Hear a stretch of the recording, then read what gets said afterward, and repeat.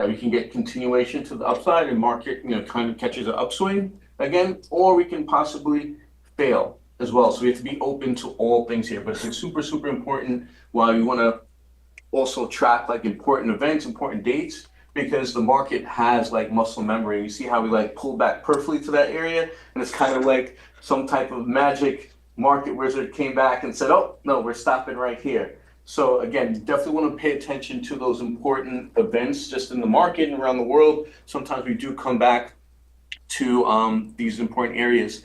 For just the SPY for this morning, of course, going to keep one watch 595.65 pre-market highs.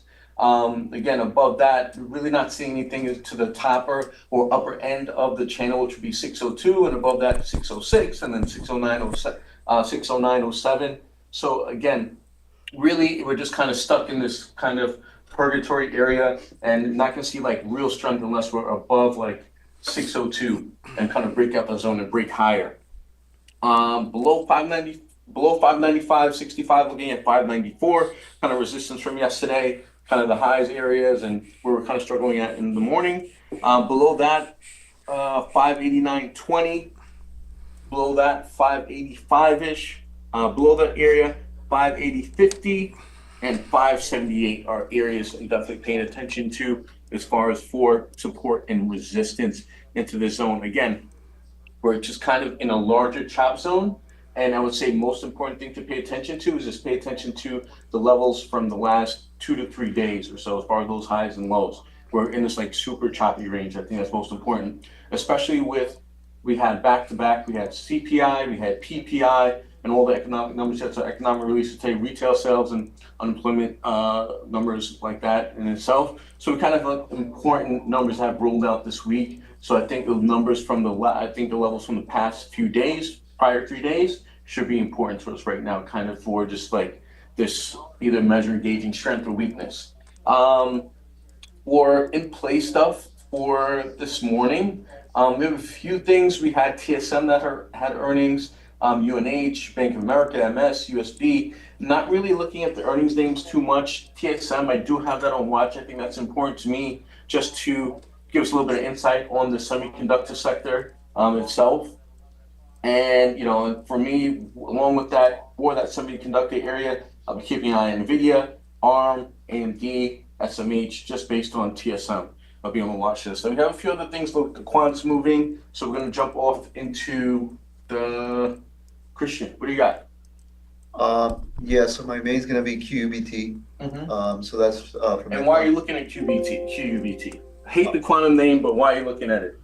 So we were gapping close to the measured move from Paradise range. Again, gapping up. These beat down stocks, so I think any gap up is a short. Ideally, I wanted to move up to 1450, which again is the measured move of Paradise range. So any first move up into that target, I want to short that, or if PM high is the high, any opening range or breakdown lower, I'll also short that into target, ideally Friday high. And then Fannie Mae, again, just waiting for the Bill Ackman presentation, see what happens. That's it. Okay. What do you got, Neil? Yeah, I'm watching Fannie Mae. I don't know what Ackman's saying, but as long as he doesn't say anything super. FNMA? Yeah. Yeah, but. MA? Is it Mary N as in Nancy? MA? Mm-hmm. Okay. Frank, Nancy, Yeah. Mary, Alpha. But yeah, as long as Ackman doesn't say anything super significant, my sense is that, given the multi-day run-up from 2 to 8, and then we And cracked. can you see the daily on just in the larger picture, just what we've seen here, just kind of like this explosive move that we've seen? And again, not saying that this can't go to 20 or 25, but again, there may be pullbacks like we saw yesterday into this, move higher. So please continue. Yeah, just given the multi-day run-up, the range expansion, and the gap up and huge crack yesterday, as long as we are within prior day's range, my sense is that I just want to be shorting. Unless the only way I want to go long is if Ackman says something super material or we get above those 780 highs. Okay. All right. gave my main to the QUVT, but it was covered already. And then I'm also watching TSM. Had earnings today, day one news. 222 also daily important level. If it does consolidation for about 45 to 60 minutes from the open and then breaks in the value, I'm going to take the long and then see from there. So TSM, my secondary watch after QUVT. Okay, all right, perfect. And then what we're gonna go to next, is Jen, are you there? We don't have Jen. David, what do you got? I have TSM as well. I do like that this is right under the all-time highs, and it had really good earnings. This is obviously something that could kick off the sector for the conductors. So I do want to keep this on watch. Although I'm not a huge fan of how it was trading in the pre-market, but this will be definitely on watch. And Hood is on my side watch for day two. Although I traded this yesterday.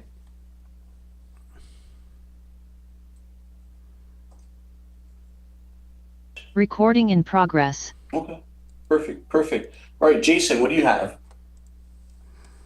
Hey, morning. Nothing I love today. I'm also watching TSM, but I'm actually looking more toward the short side, just depending on how it does trade. The earnings were about 1% beat on EPS and revenue, so very much on the lower side. I think we're also sort of in a volatility and range, not really a breakout market.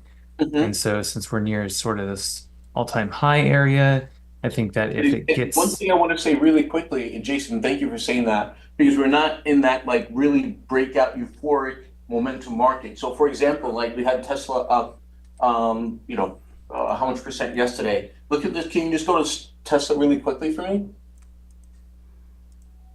And just look at the price action, like into a momentum market and euphoric market with that type of close and how strong we were yesterday, coming from pretty much the lows where we dipped to. What was the lows from yesterday again? Like right above. Can you go to the lows for me? Or even the gap, including the gap from 400 to where we closed yesterday, almost 430. That would have been in a momentum market. That would have been a gap up. Honeta, yes, Thinkorswim. This is the platform Thinkorswim. What you would have seen is probably a gap up and some possibly setting up for some type of continuation. We're in a more of, again, things can close strong, but may not have that continuation because just the market environment that we're in.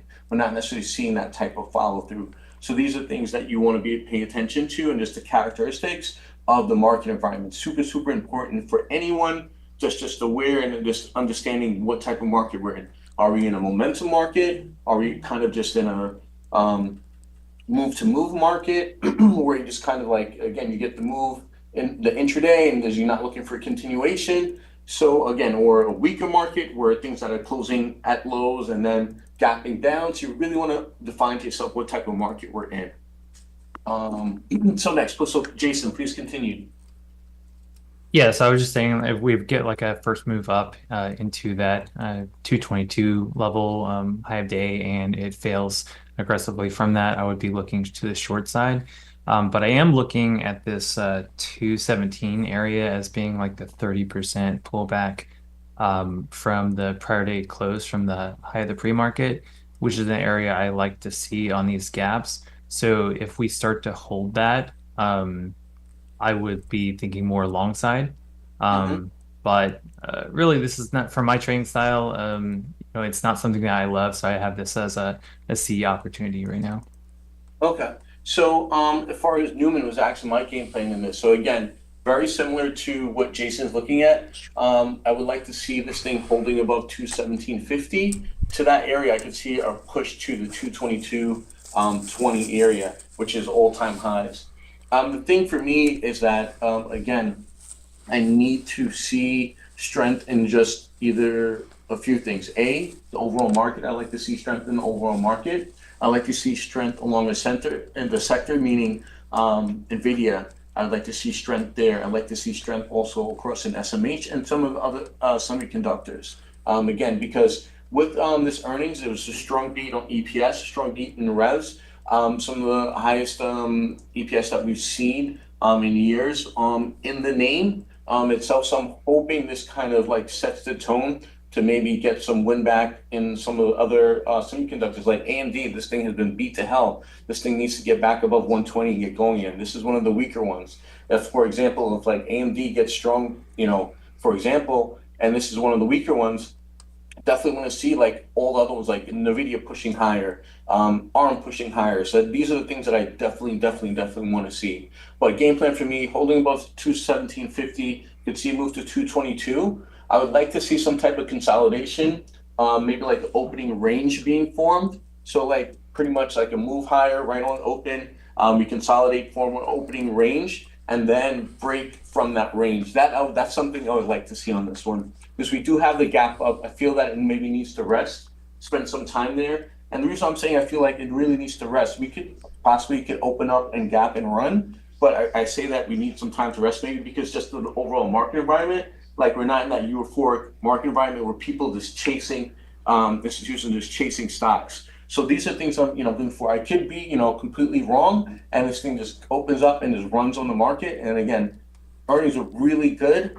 Fundamentals are really good.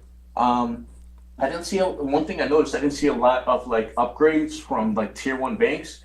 Usually on like great earnings with a company, I'll see like all the tier one firms like coming out with upgrades. I didn't see that. I saw one upgrade from like Needham, which is like a tier two company. So that has me like a little bit, again on the sideline, and it's not the same type of market environment. So I would really like to see some type of consolidation on this for me to like really like it.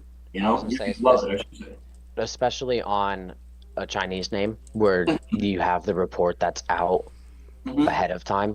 It's basically more along the lines correlating it to an after hours report Mhm. where you have that time where they can upgrade it compared to something that's in the morning where it may not be as prevalent because of not enough time to fully dive into the report and do the actual have a more legitimate upgrade. So with an after hours report or the Chinese reports where you have time to do that, that's something that you would expect where you see those upgrades because you do have enough time to actually go through the actual detailed report as well. Yeah, exactly. So again, this is why this kind of has me in the B category for this setup and not crazy about it. Just kind of a few checks against it. And for what I've seen this week, like Monday and Tuesday was more of a slower, hands-off kind of price action for me.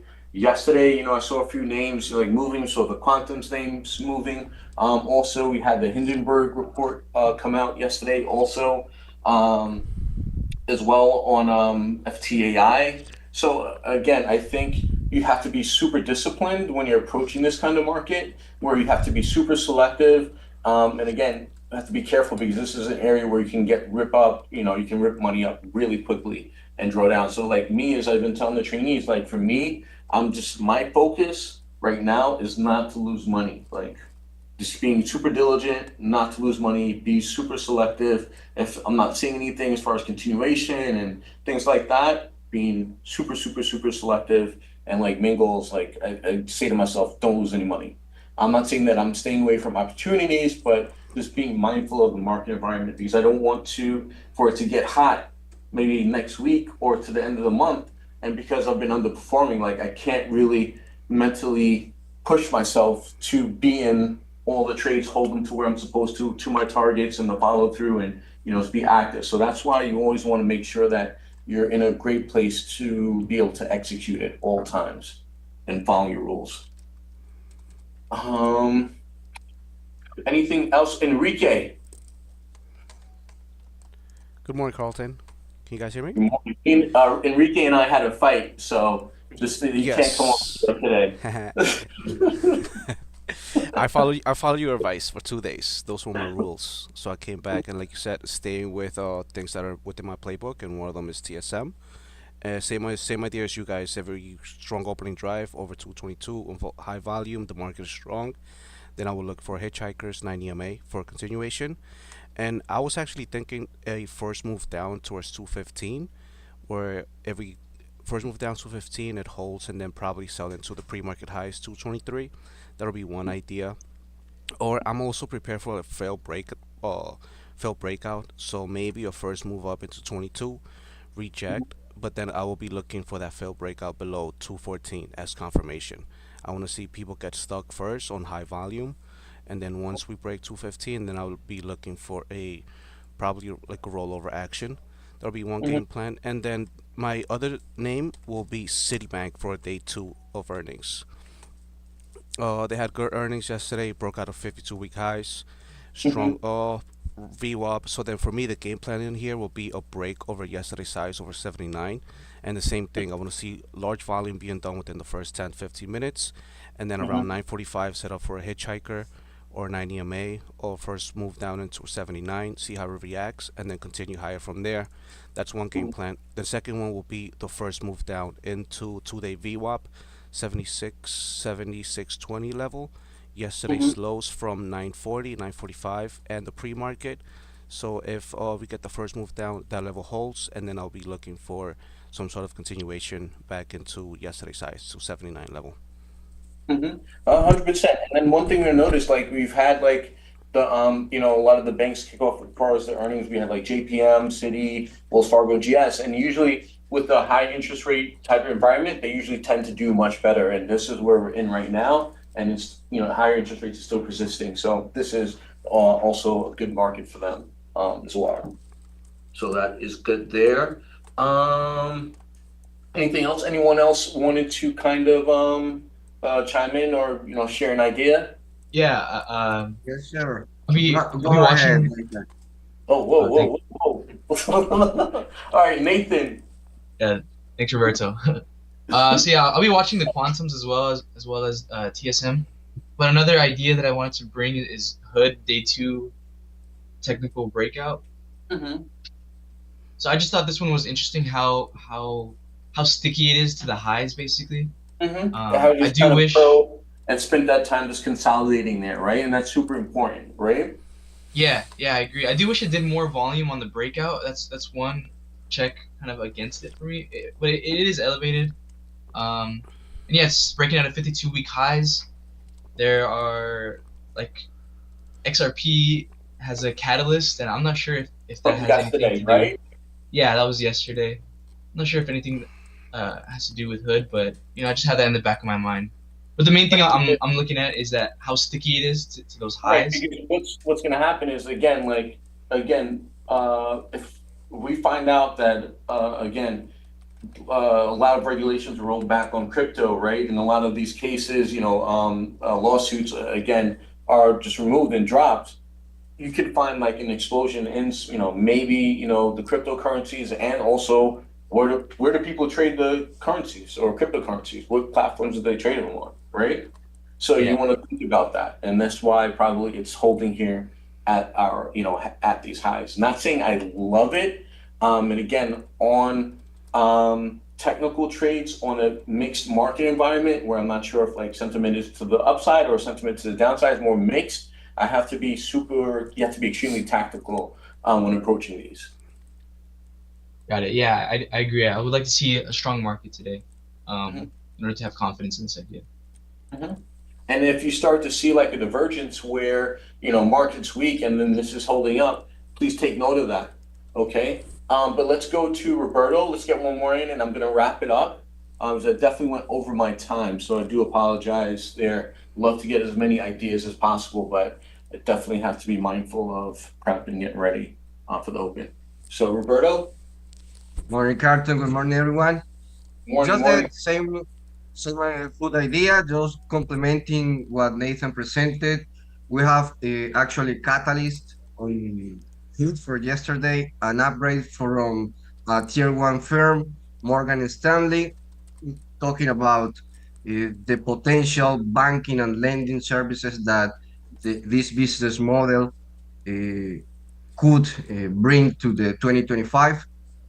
And the same, I'm gonna exploit this potential breakout, the second day play breakout above the previous high of day, only if we have some kind of consolidations, both opening range or a big dog consolidation around that level and a break with volume.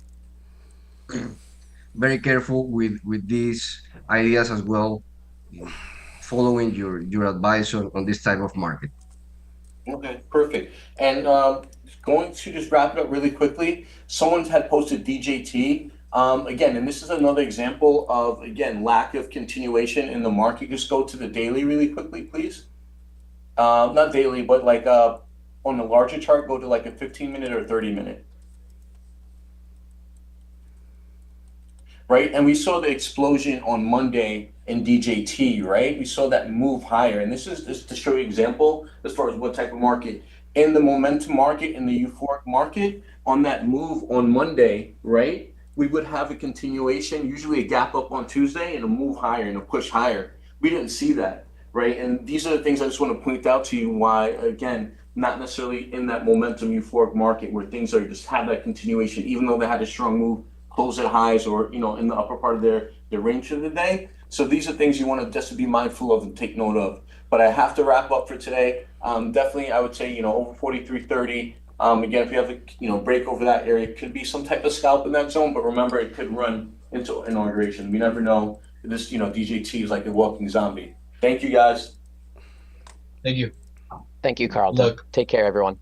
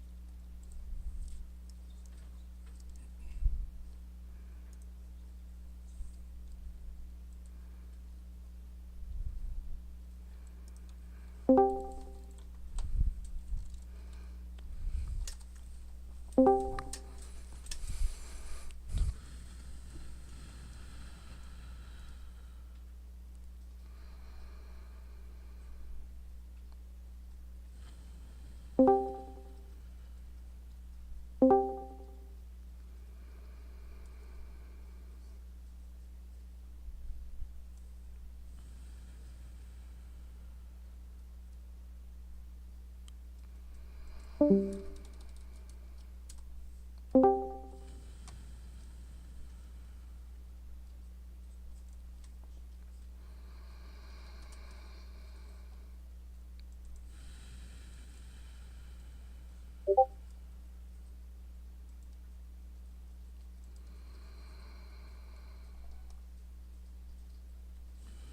how do you feel about TSM for a gap give and go into 215 if it fails right off the open?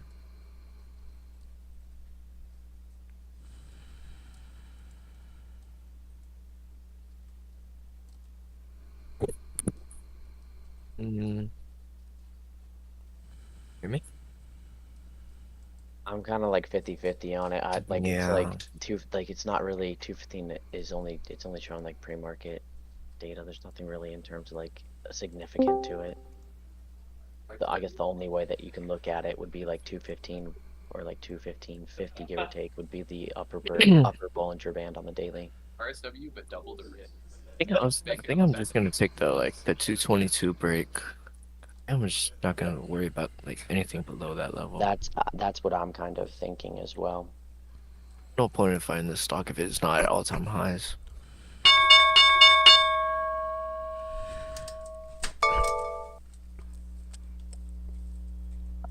Yeah, that's my same thought process for TSM. I wouldn't trade this unless it breaks It is out. normally also very like a choppy stock as well. Call, Caleb. Like it's usually not a clean trader.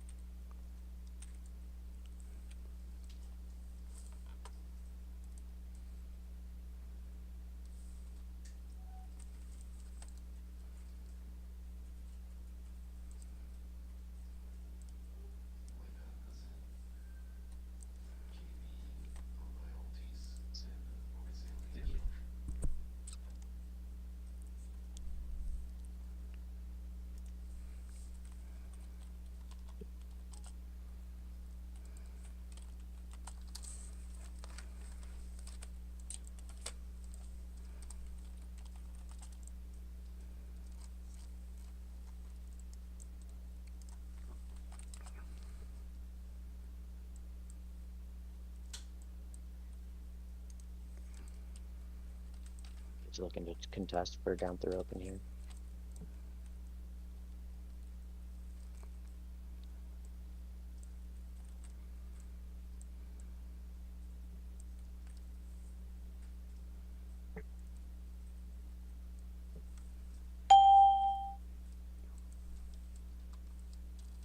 I like how Hood defended that pre-market low. This might actually break out. You gonna take like the 46.35s or what? Yeah, I might add through. I might first add through prior day high break and then through pre-market high break. What's the prior day high break? 46.15s and change? I have 46.23. I might be 46.23. slightly off though. Let me double check. Yeah, it's like 46.22-ish.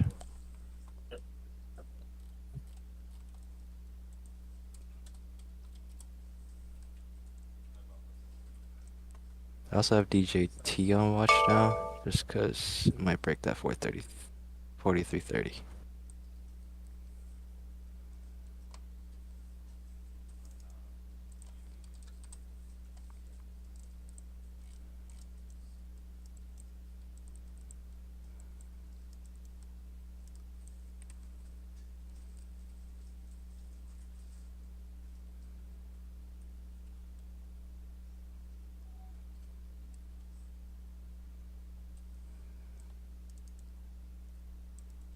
Tesla down into 2-day V1.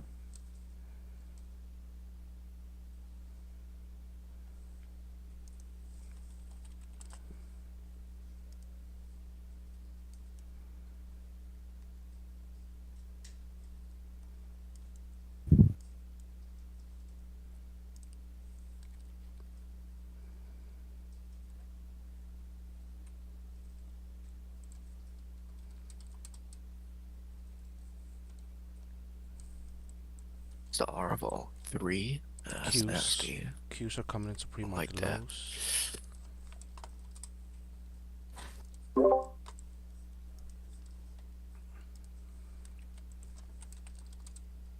Try it again. TSM down through open.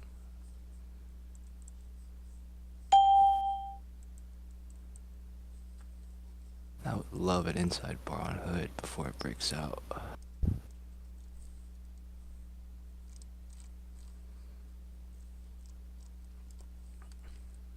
There's volume picking up there in TSM.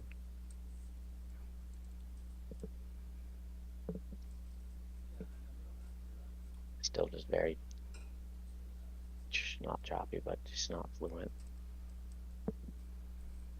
Goldman Sachs breaking yesterday's high.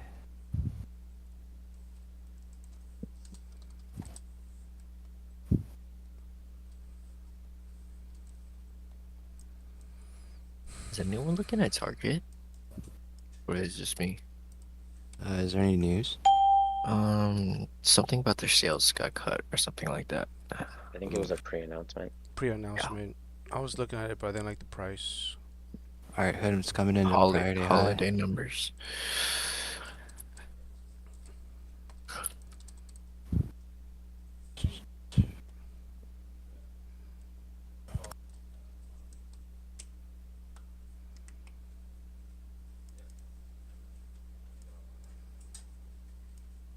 What's the alert up? Here's 222s.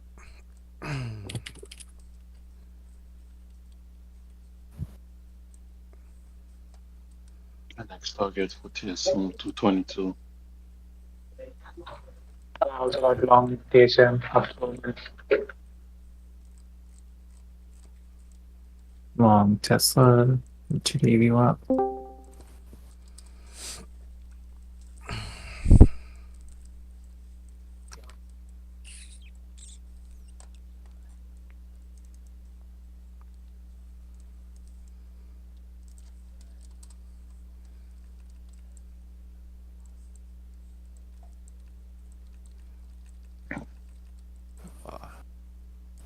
Don't tell me these break out at the same time.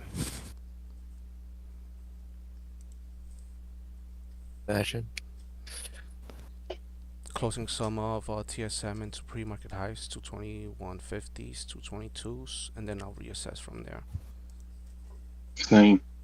Hood's coming in a Friday high. At the prop. Alright, no way TSM's just gonna break this, right? If it does, I'll probably not get it. Yeah, large offers at 222. I would love an yeah. inside bar before it breaks I out. was gonna say 222 and 2220, massive offers. Yeah? Yeah. Yeah. Sold into 95. Good sell.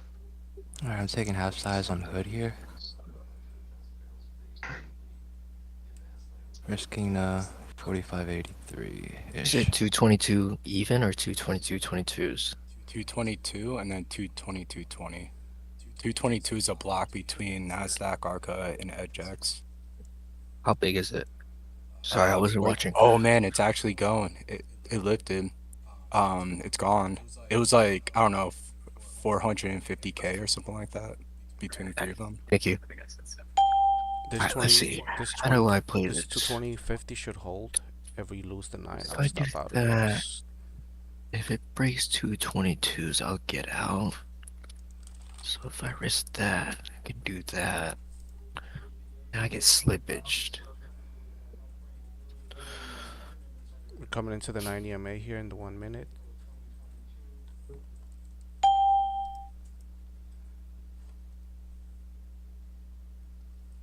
I'm gonna add a hood if it breaks high day here. Still holding TSM. Had a 2-minute trailing stop.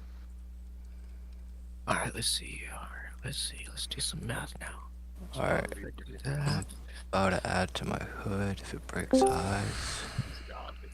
Alright, so $2. So I can risk 75, 70s. Okay, smart. Okay, done. Adding Nice. TSM. that rebate. Still Yeah, holding. my game plan for TSM, I'm gonna risk 70% of my shares are for Momo. If it doesn't go up really fucking fast, like 223s, I'm gonna get out. And then like 30% of my shares is a break of 220s. That That's not bad. 222 is back. Yeah. 70. If this lifts, I'm gonna Wait. go in. 85% of it is Momo. Sorry.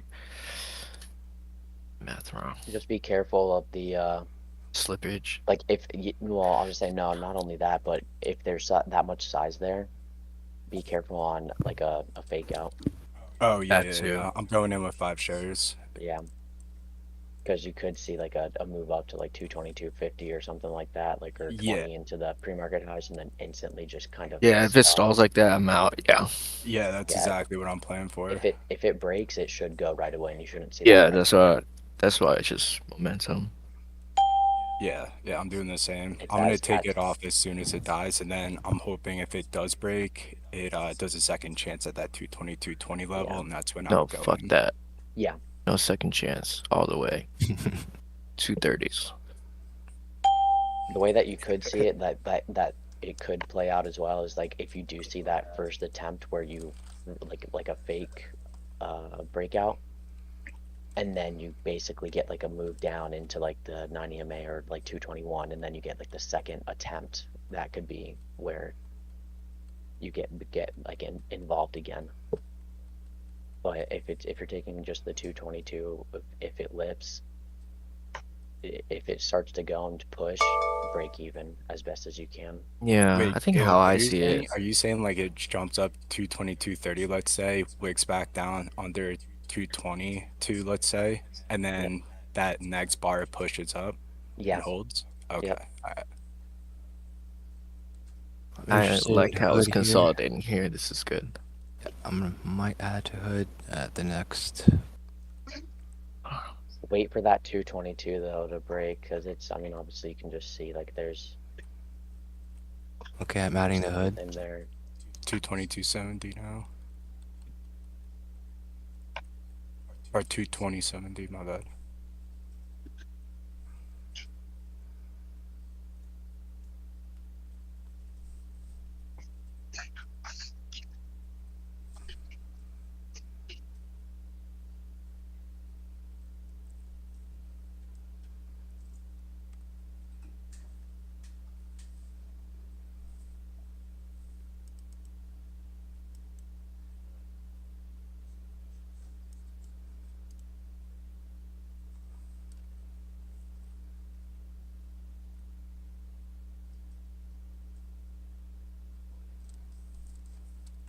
Some H done.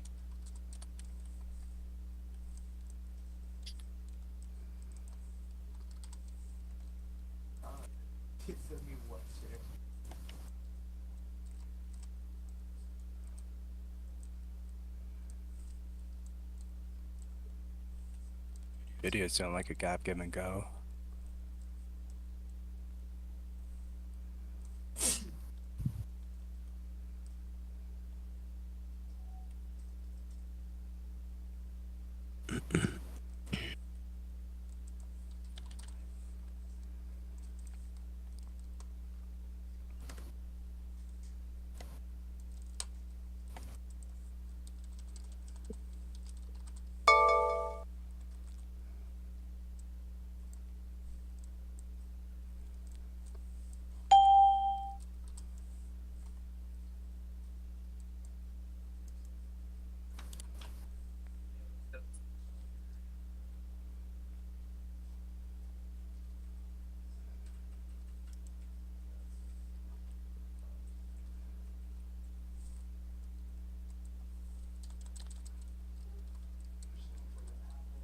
Alright, I'm taking the L here on hood.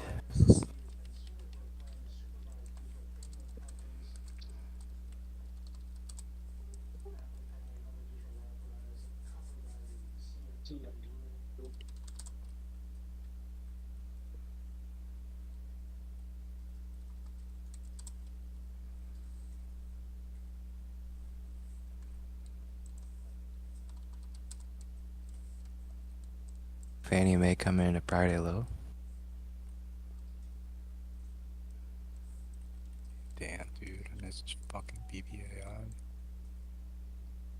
Fuck.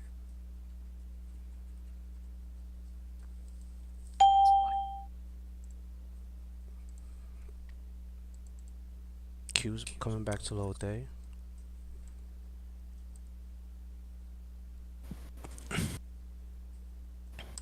Put an offer out.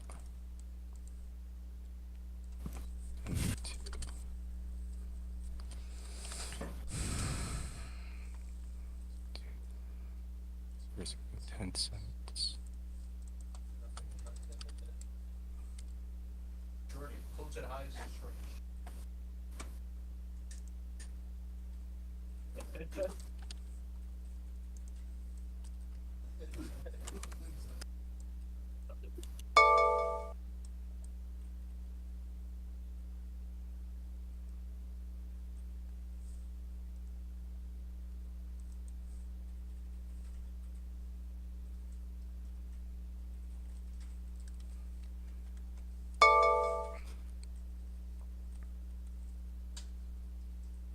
I'm not getting the fashionably late in TSM. It's like a felt breakout now. You're gonna short it? Yeah. I'm gonna Look, brother. That's whole 22 rejection, lower high, broke below VWAP. So I'm just gonna take it into 216. Yeah, I'm doing it. I already entered. I'm doing the same thing now. Just gonna scalp it. Start taking off now.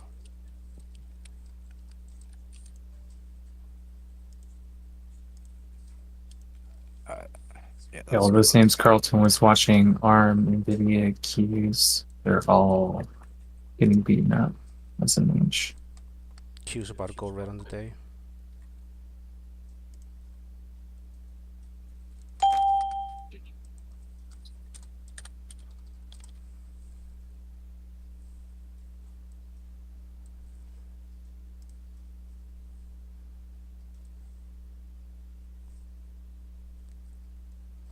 Alright, took more off in TSM once 216.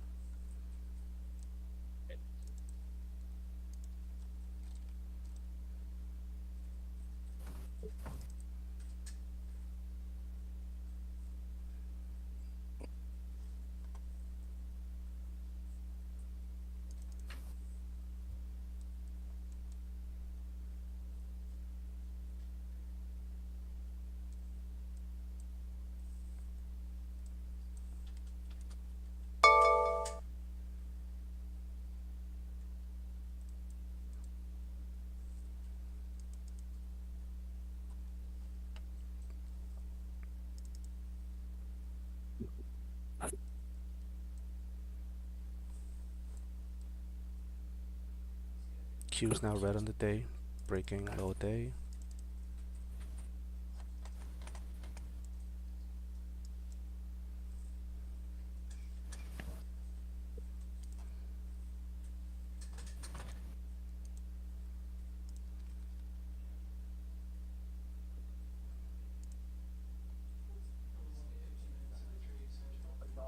Took more off in TSM into 215s. Hey, Enrique.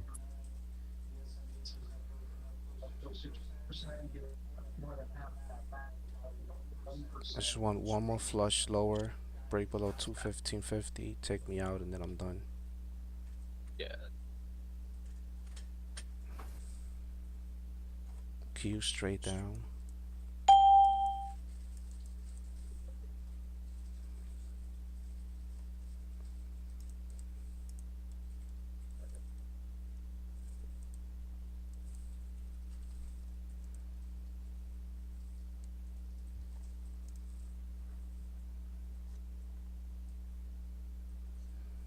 Also keep an eye out in MU because there's 215.77. It's support from that 52-week highs. I believe it's intraday support if I'm not mistaken, but I have this labeled down. And we bounced right off of that level right at the open. So for me, if it reclaims the 9 EMA over 217, I'm all out of the short because this can actually bounce back to VWAP and then maybe grind higher. Yeah, good point. Might just chop around.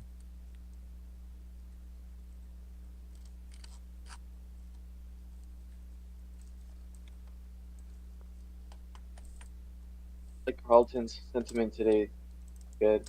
I not to lose money. For me, I don't know about you. I don't really see much. Yeah, today's not a day to be pushing. I tried that hood as well.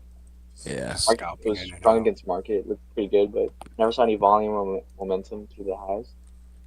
Yeah, that's why I typically wait for that pre-market high break. That was on me for sure. TSM here, 218.70. If it rejects, I'll add short for a VWAP projection. Like that. Yeah.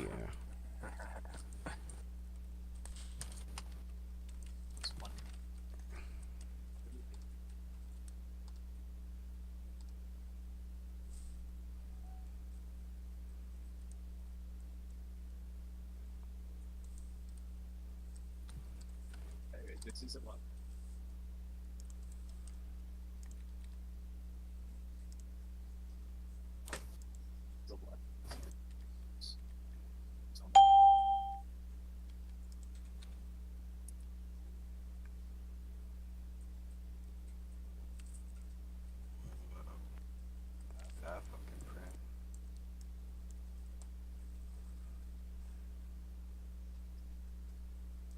Is it a real print?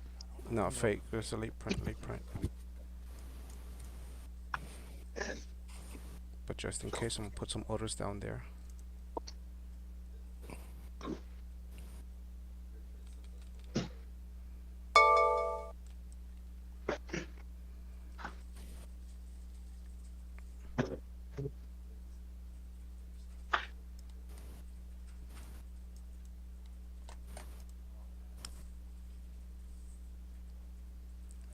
Jesus.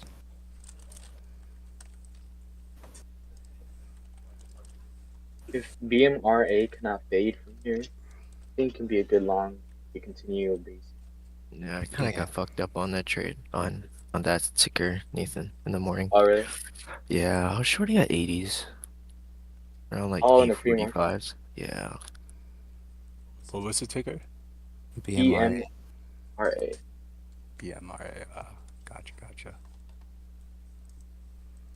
What were you shorting? Like, I feel like it was really strong at that point.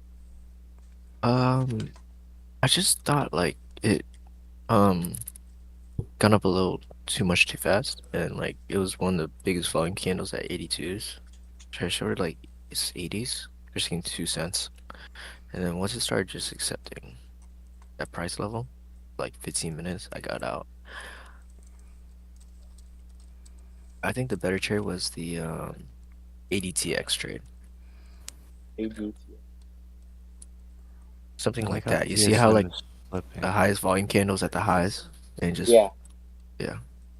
I don't have too much experience shorting long caps. Yeah, that's interesting. Trying BBAI right now. I just got filled. Wow, does TSM trade back to the highs? Yeah, that's what I'm saying. It's always choppy. Shit. Do I still have my order running? I do. Yeah. Do I still take this? Caleb, are you taking this? No. Fuck that, right? I'm about to say. Add. 200 Hodl. shares right now. Fuck it. Give me a wrist Get it bump. while it's low. Asking Carlton for a wrist bump right now.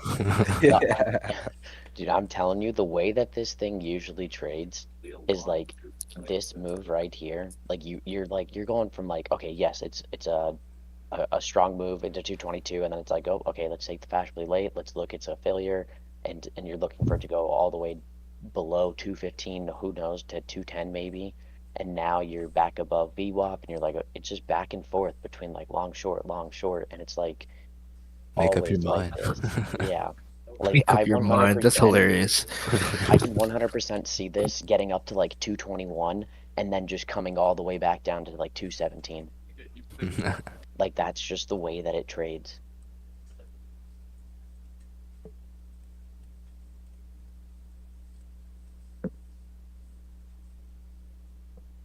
I shorted Target, 130s, 130s and changed. Take some covers here.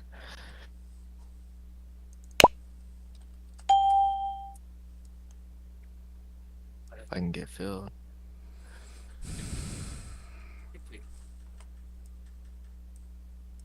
And also shorted TSM, but my stop is at high of day. I'm just Nice. looking for. All right, it's actually at 222.01, but looking for just like lower high, and I think if the market continues to sell, we could see it break down later. Yeah, Jason, I'm doing the same thing, bro. I'm really reducing my size. I'm giving it to the high of day. Trying to see if I can get back to that 213 level. Yeah, because I think like what Caleb's saying, because it is so like choppy and stuff, you really have to give it wide stops. Yeah, totally agree. And Caleb, good call on that. How long did that take you, Caleb, to like really understand how each ticker trades? It's just as time goes on, it's just more and more like every single time that you, because like I mean that's primarily earnings is what I like really was trading for the most part. So it's like when you get to the names and you start seeing them over and over again, it's more along the lines of like, because I've lost a decent amount in TSM in the past just by going back and forth between this type of price action, long short. And so it's kind of like it's like what Jeff says, where it's like when something is so either annoying or it hurts so bad that you're not gonna forget it. Yeah, that's fair. That's fair. It's like me and Boeing. Oh man, that's like me and every other ticker I have to trade now. Oh. Dude.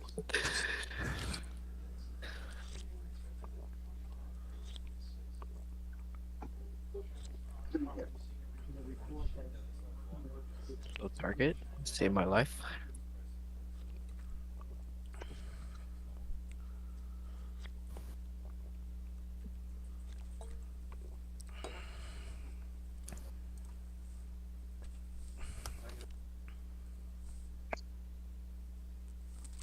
Damn, Fannie Mae was pretty solid. Oh my god, wait a minute. Oh, wait.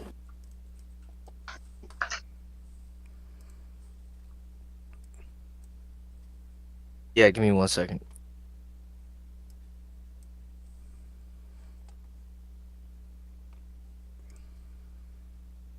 Yeah, I'm gonna what's it called? Man, DBAI, fucking. Why am I getting CEG alerts? God. Oh. Technical breakout over 310.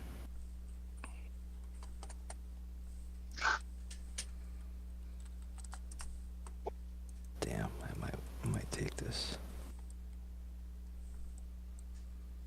Yeah, I'm looking to get long TSM above 219.70.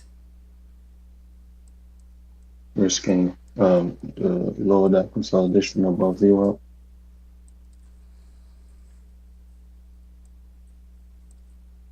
Here, take a look at this real quick if you guys can. You can share your screen. Just take a look at that. You'll see exactly what it is. I should though. Okay. And that was literally from a year ago. That was from the 8th. Bro pulled up the receipts. And I'm telling you, it looks like it's kind of very similar right now. Yeah, it does look really down, similar. you get the move back up, like the bounce basically, and then you kind of just chop around, go back to the lows, back up. Like it's just Yeah, it's brutal. Not a fun time. Yeah, That's so funny. You just pulled that up. He had the receipts out. I think the Interesting. best way is just to bar trail every idea that you have, especially for a tick like this. Just scalp in and out. Yeah, just two bar break because Or you, maybe a breakdown below especially if you have 216 good would be entries, interesting. like you should know. I'm just doing like now it's a lower high at 219.86, so that's my new Send me stop. into your blotter, bro. Damn, man, Fannie Mae was so clean. The Qs are coming lower. Yeah, dude, I wish I could trade OTCs. SMH rejected VWAP. Yeah, last couple of days, its price action's been sick. Have you been trading it, or are you just looking on the sidelines? I traded it yesterday for the first time. First time trading OTC. Caleb, Nice, can you nice. can I see what you sent again? Sorry, Oh yeah. couldn't see it. I was locked in. You can just send it to me, DMs. Oh, Caleb, let me share my blotter with you, bro. Share my blotter with you. Oh yeah, can you share with me, Caleb? I want to see how you I make would the say millions. I don't know if you will or not. You'll be able to see it. Yours? Yeah. Ooh. Wait, why? It's breaking over all-time highs. I don't. I'm just gonna tell you that you won't be able to see it, but well, I won't be able to say anything why until Yeah. No who worries. knows when. Yo, I'm trying. Turn off my mic. Don't do it, Caleb. Covering TSM here into lows, following TSM and the Bruh, this Qs. price action's so boring. All right, I just sent it to you. That is disgusting. It's Same so exact thing choppy. now. You get a large gap up. Yeah. So is it like volatility in range? Or yeah, short every pop, I mean, honestly, long like every. it's more along the lines of gap up to resistance. That is true. Yeah. Because that 222.20 level, like to a T, like the pre-market high is to the all-time high level exactly.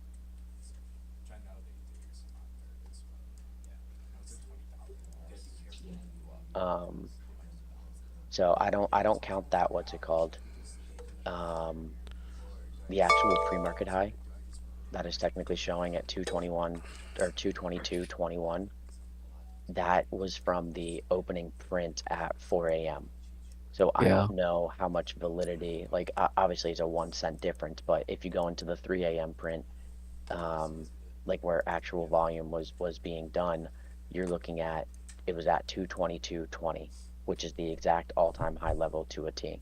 Regardless, That's even if that 4 insane. a.m. print, because you're looking at that, when that 4 a.m. print happens and the volume comes in, maybe it actually got there, but it opened up. Because it was relatively trading around like 221. So who knows, but I mean, even if like a 1 cent difference isn't not a huge thing, but you look at that and you had the attempt to try after the first move down and the like down through open, and it's just now weak ever since. So I would be looking at it as more of a gap up to resistance. Good call. Now that you said that, I'm really considering showing all these pop, like, But I mean, see, going that's- along all these 215s. And I was gonna say that's the hard thing too, because like looking at the actual, like the way that it was on that day, like a year ago, this was the exact type of price action that was occurring, and then you didn't get the actual break until like almost the imbalances basically. Yeah. You didn't actually get a break above and a clean move until 3 o'clock. TSM looked like a bouncing ball above 216. Which one? Good.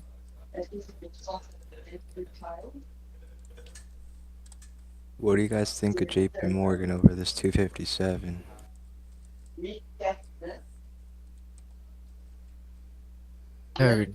Not really familiar with trading these banks. I'm not gonna lie with you. Yeah, I haven't traded I this think too it's a much. little bit hard to trade them. This And price when action's a shorted. little weird. I just like that it's over all-time highs, but it's still under that day one pre-market high. My short is below 216 TSM.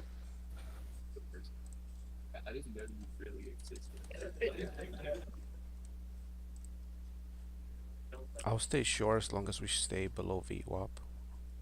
This Lower Qs are highs. also trying to bounce. SMH You said rejected Qs? VWAP again. Yeah. Yeah, volume that came in on a rebid.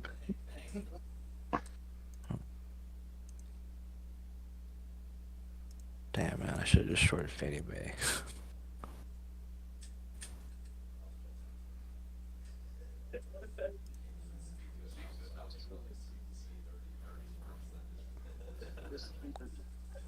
That's your face.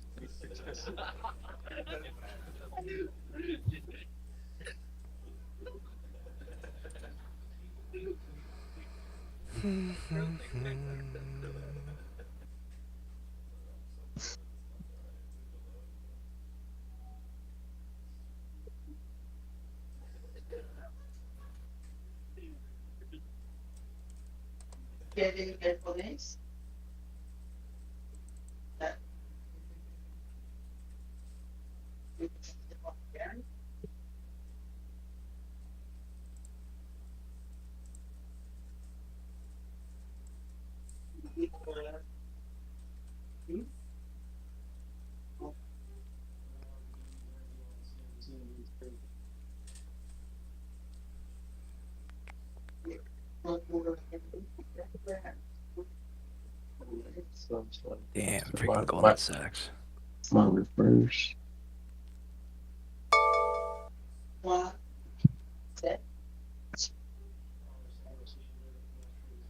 Struggling to get above 218. It looks like these banks want to go over on day 2.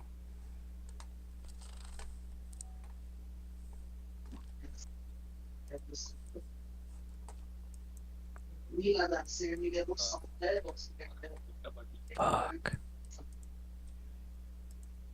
You have access to OTC? Wait,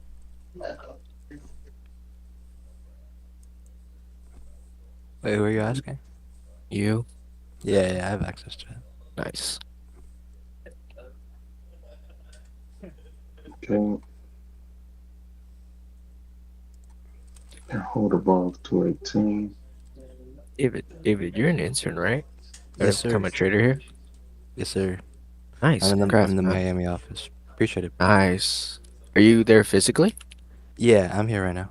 Let's go, dude. Nice. Yeah, it's dope. It's a sick environment to be in.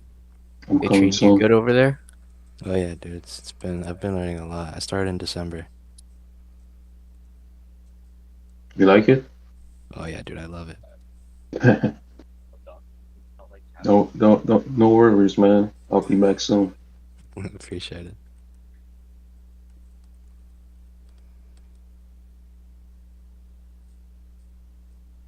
TSM can hold above 218. 10.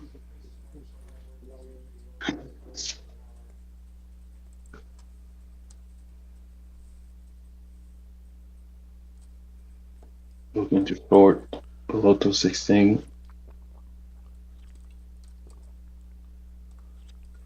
To my TSM short stops now at 218.81. Might use a time stop for TSM.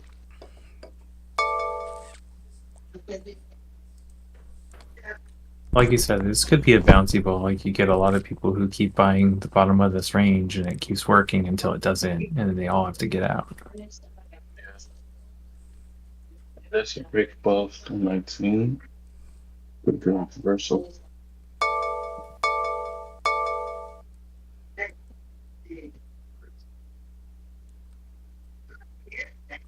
You have Salas at 218.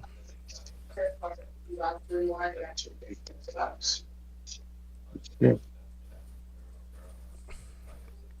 Q's back to VWAP.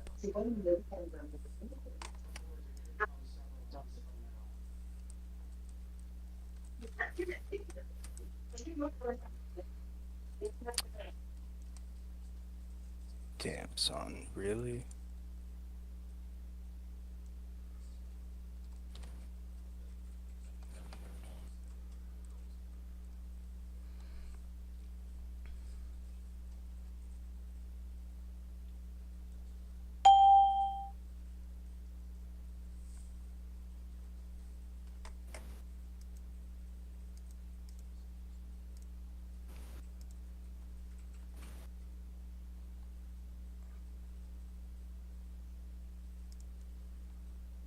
You guys see plug?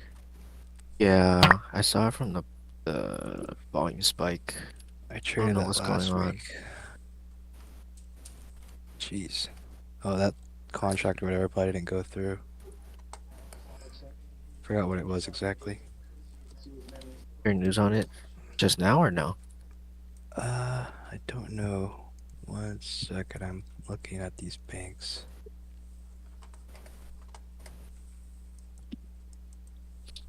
Jason, do you see any news on it? No, I just saw the volume spike. Gotcha.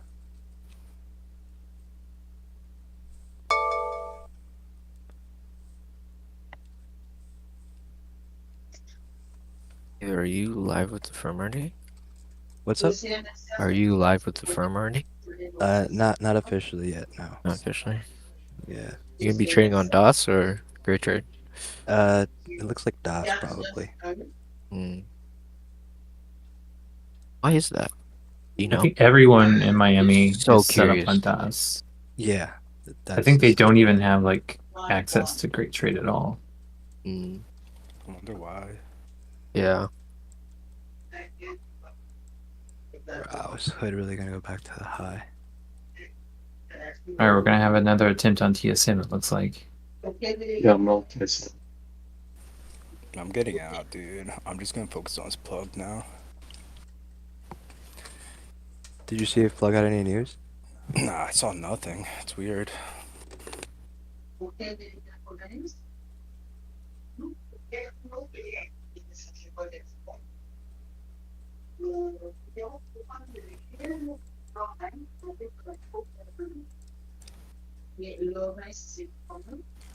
Q's rejecting VWAP. Back to red. SMH rejecting VWAP. Let's see.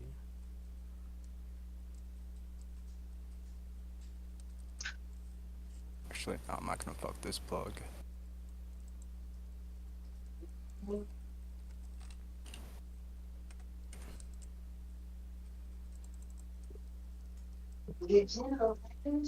I don't know if this is new or whatnot, but the U.S. government plans to provide a loan guarantee of 1.7 billion to Plug Power as part of its financing initiatives. Oh, yeah, I think that's what the news was last week. That was last week. Okay. I'm pretty sure. Yeah, 'cause I had it on my radar for something like that last week. It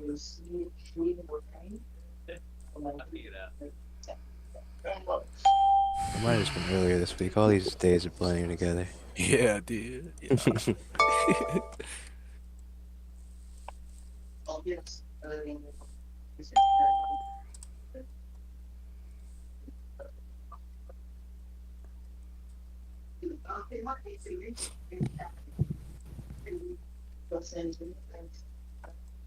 Opening range break on Nvidia at yesterday's high of day.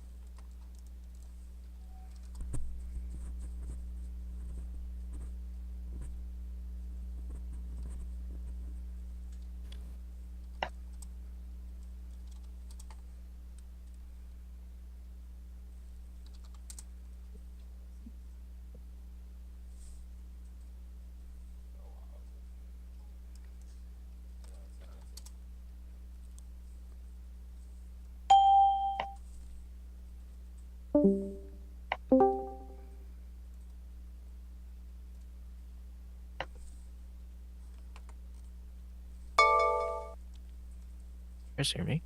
Okay, good. Yeah. Yeah. I was saying, TSM offers a lot of volatility. If you can catch one move, it's like a minimum $2 move.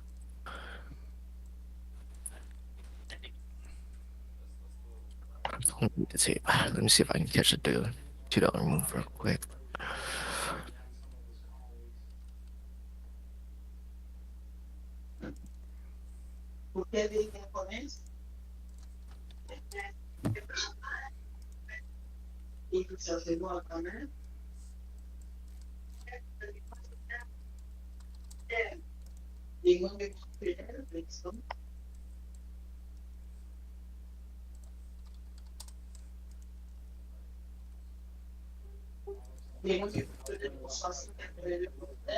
I think it's most interesting that Tesla was so strong yesterday and so weak today. Yeah. Yeah, I feel to It's break that out. what Jeff is talking about, like high strength, high weakness. Feel to break out over that 426 daily level. Yeah, 426, 427. Yeah. Yeah, this BMRAs. Nathan, are you doing anything with this BMRA? Nah, I usually don't take breakdowns, so I won't trade to the downside. Take But that, I'm the definitely 27. watching. Yeah, I'd be watching. But that's what I'm interested in. Soaking this $1 thing, so I don't know. Yeah, I'd love to see a break of low of day and a quick reclaim of $1. I'll probably get some size there, and then a breakout, the opening range highs. Yeah, I think very tight range though. Yeah. We'll see that. Definitely a manipulator in their stock right now.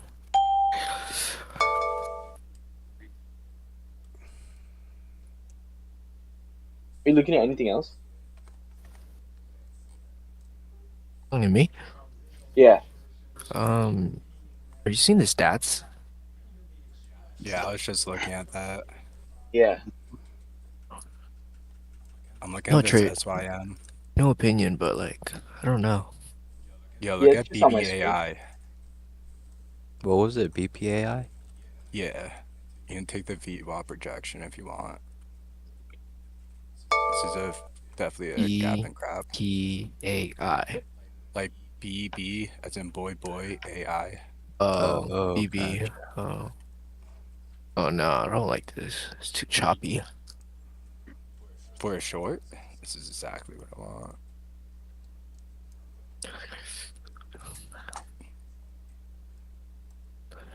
Oh, the freak just texted me. My door is unlocked. Nice.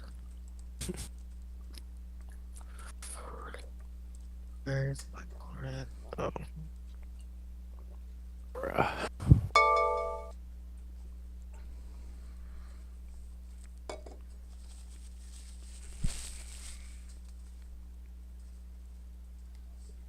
I'm tempted to try and scout back why Hood lost, but Shorting TSM below 217.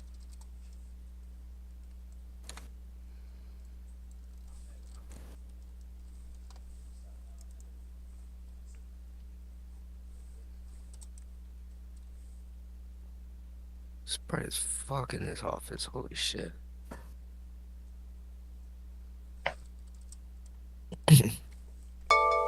Q's making a lower high, bouncing. Also, we're coming into 1030. So if it reclaims VWAP, we'll cut out my short and TSM. Whoa. The same in SMH. We're coming into VWAP again. Yo, if you guys want a sympathy play on the long side for Quantum, look at ARQQ. It'd be for a long.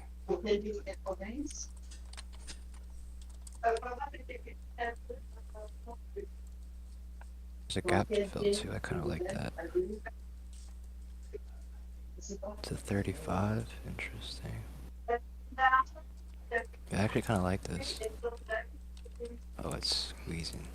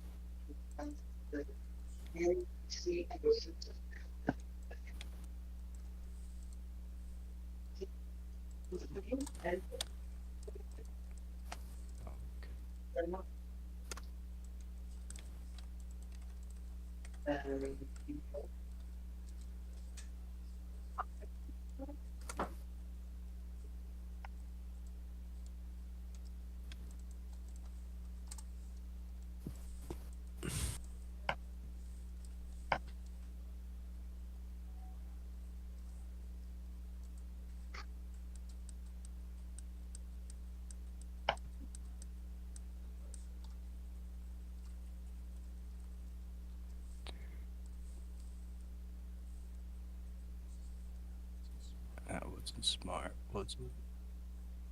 Fuck, how much did I lose on it?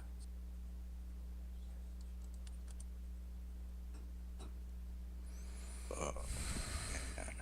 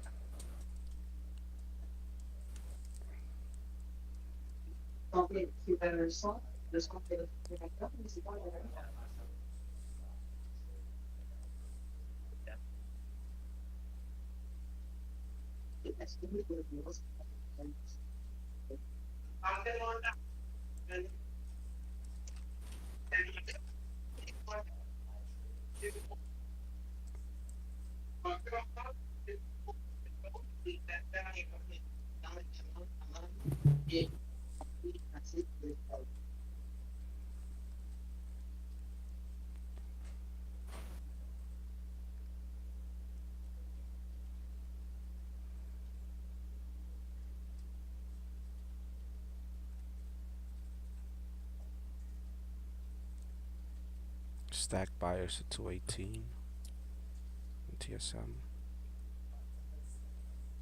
Every break 218, I'll add a little short. And I'll just take it off immediately into that flush in 217.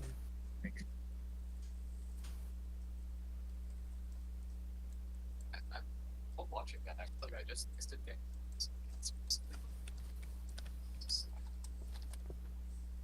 Decremented.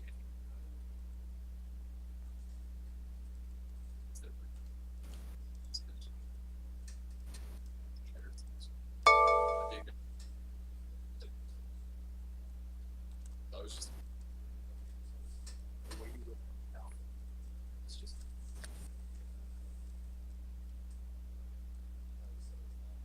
that's true. Yeah. That offers way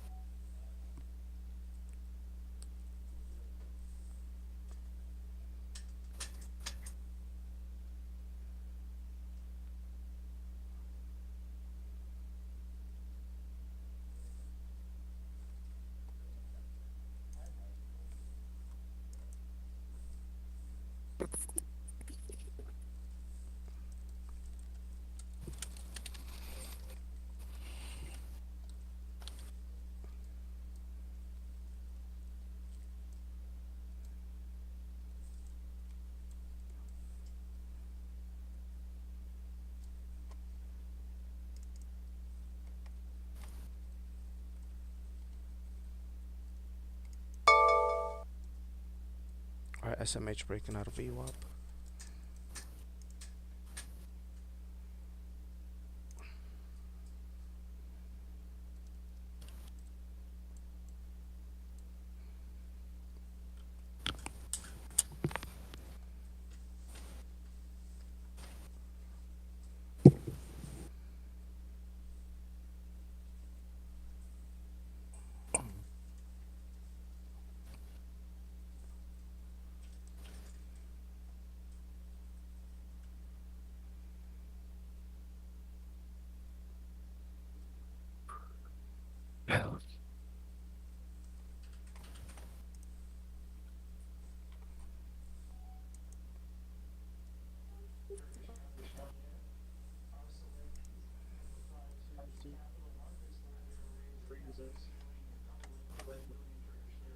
That's standard.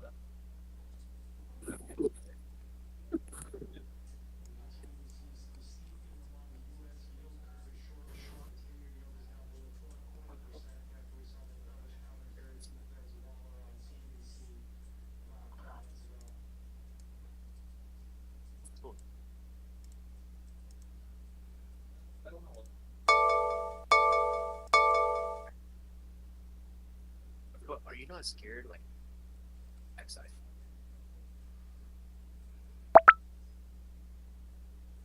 We gotta watch. True. Gotta watch.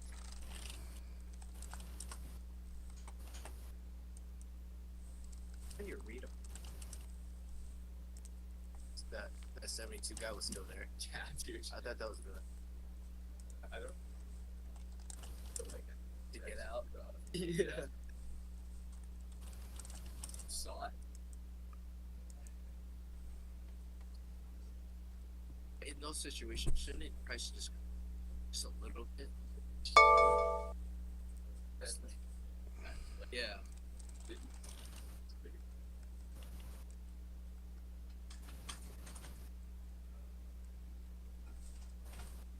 Just like this guy.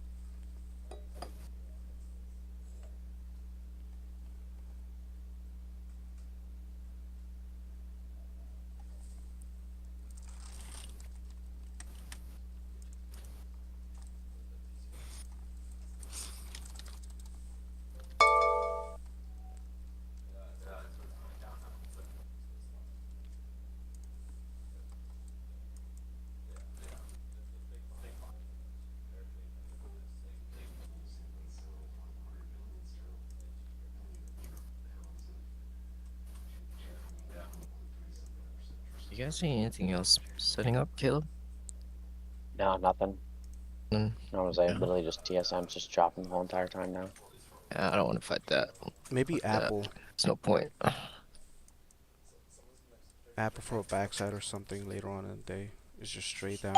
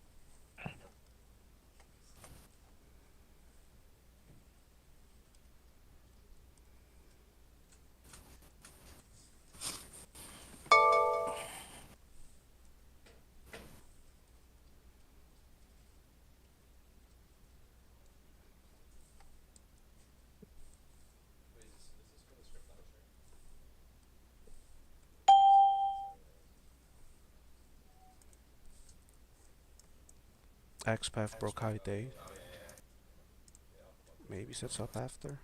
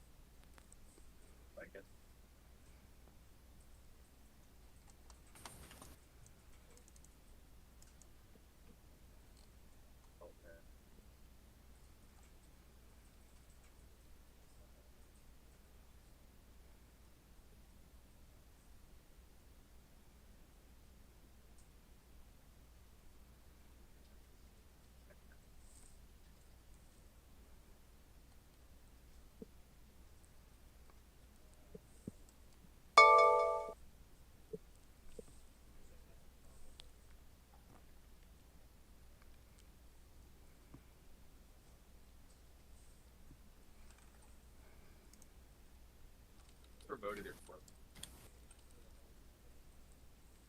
it gave the access.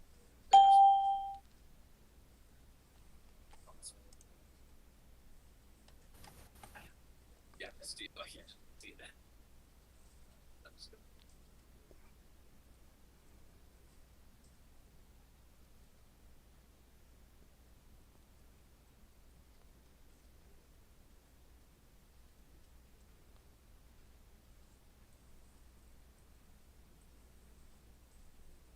Two 18 sellers are stacked in TSM.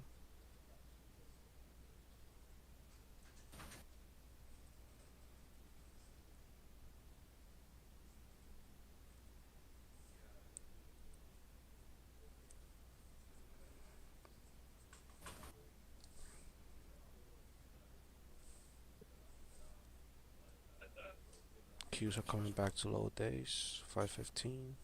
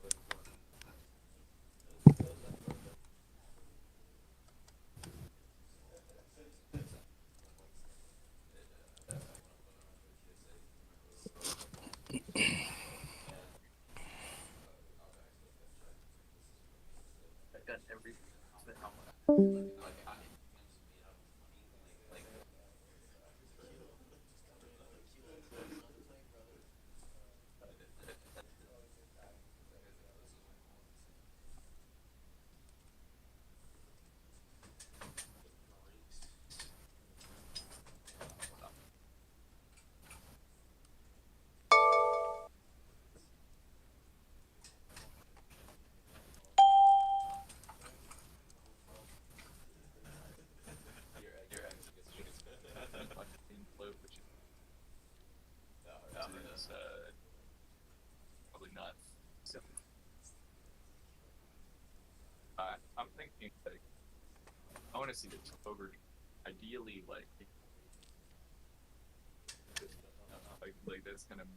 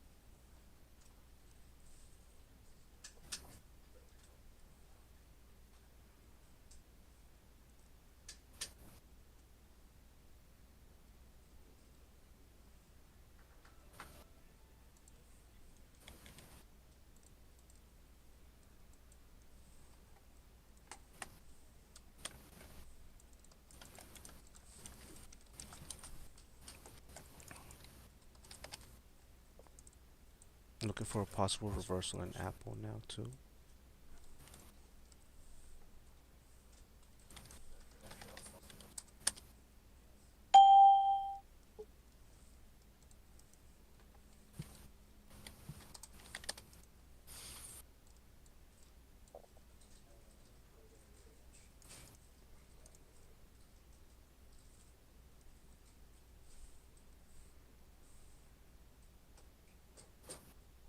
TSM back to 217. SMH back below VWAP again.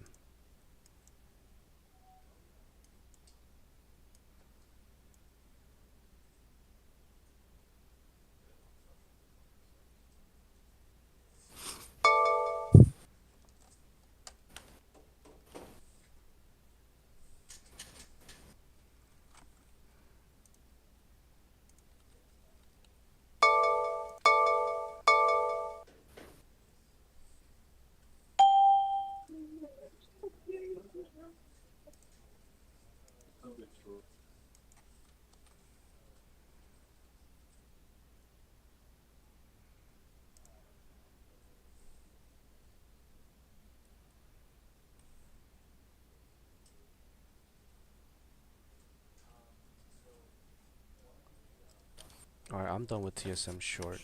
That's it. I don't think we're gonna get back to 215. Might just range all day.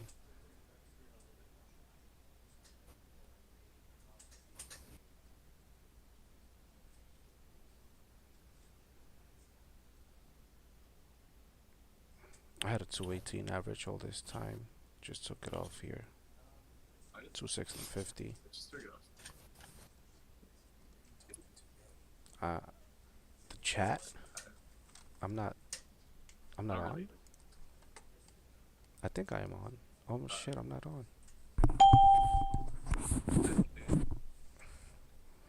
Damn.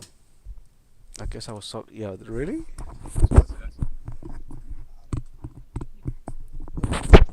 Hello, hello. Hello, hello. Hello, hello. No, because I think I actually pulled the cable a little bit. Cause it. Hello, hello. Oh, damn.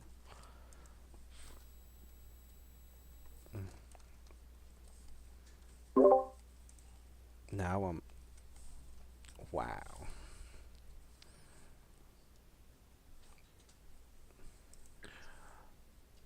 Hopefully the stream picked it up. I don't know, just yeah. And behind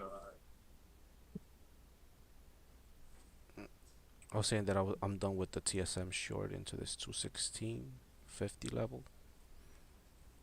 I had a 218 average this whole time, risking above 219.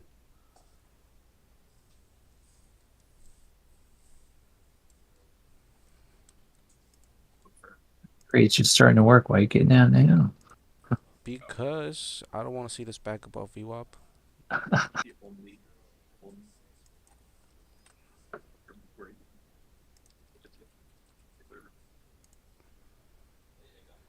This rebeds again, I'm gonna lose my shit. That's what I'm saying, you know? Because I tried it, this will be the third time. yeah, it's Especially this 215.70, that's a high time. Oh, but look at the keys, man. The keys are like consolidating. Looks like it's gonna go It's just gonna lower. range. It's look how many times I tried in the 5 minute, came into the lows and then it rebounded. Came into the lows and then rebounded. So I'd rather just wait for TSM to go back to 218, 219, see how it reacts there. Maybe take another short again, and then take it back to 215, 216.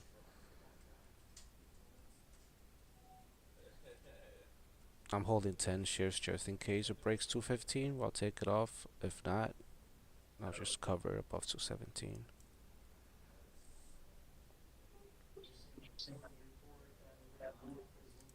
Because I don't feel comfortable. Yeah, I don't feel confident shorting here. Oh, for sure. Yeah. But I do think like volume has been consistently increasing on the selling all morning. And I think that like if this closes red on the day, TSM does, like this is a nasty kind of like Caleb was saying, right into all-time highs and just a perfect failure. Maybe So I tomorrow. think Maybe I think the longer this trade goes on, the worse it looks. You know what I mean? So I feel like almost time is on our side. Like the longer it does this shit.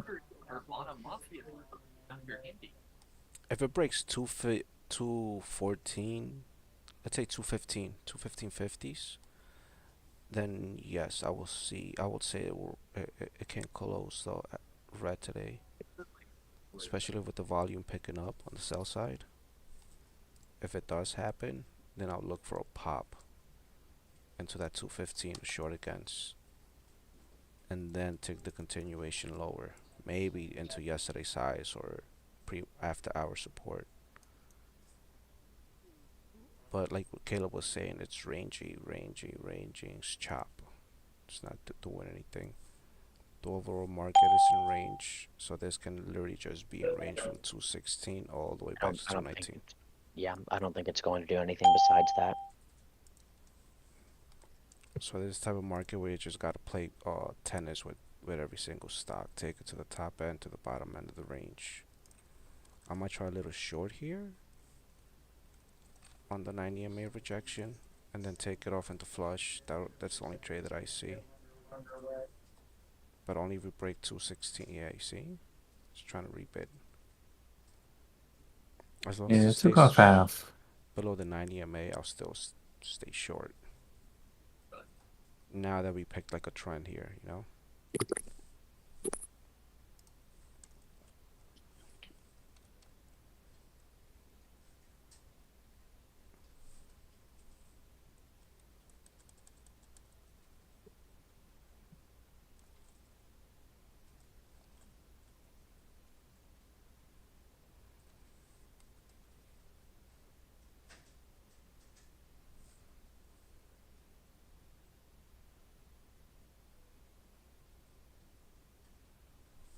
Shin me? Oh no.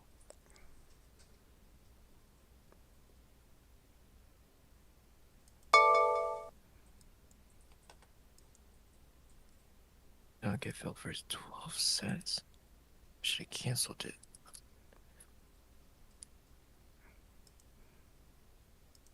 I don't want to see TSM above 217 now. Now I want to see every push that it gives met with sellers continue. Hold on.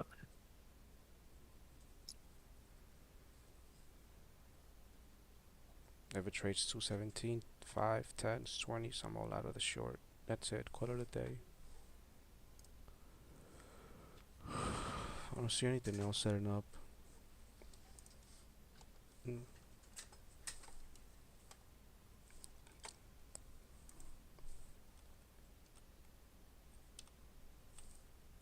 Yeah, I'll get out. I didn't like that volume hold.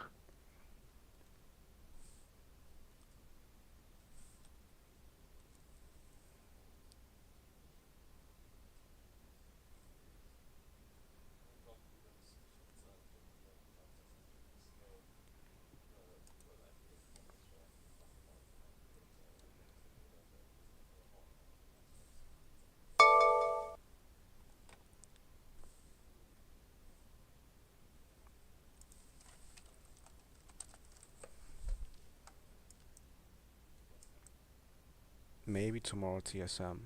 If it gaps up, 220s, above 2, ideally above 219s. At any point, if it gets above 219s, 220s, then we might get that continuation higher. But the market has to be on our side too, because look, just ranging below VWAP. So the market is weak, but there's no range.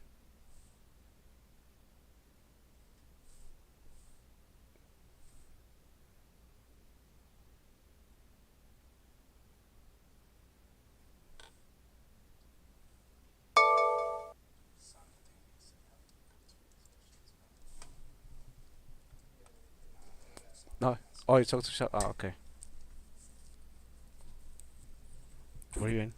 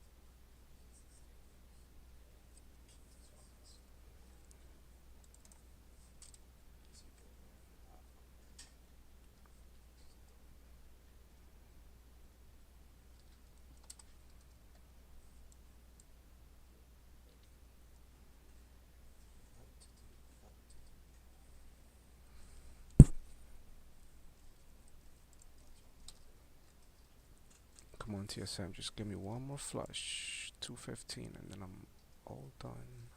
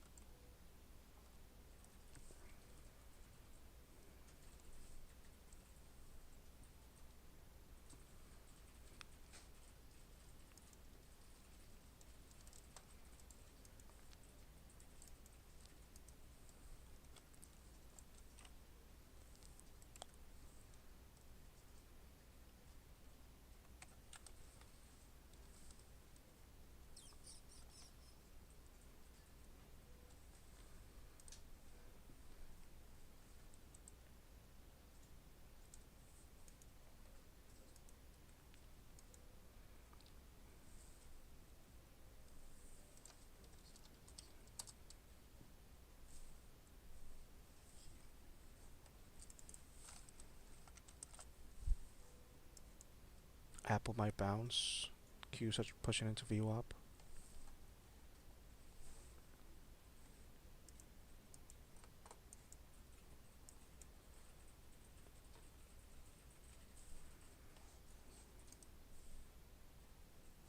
I'd rather wait for Apple break above 232s for backside.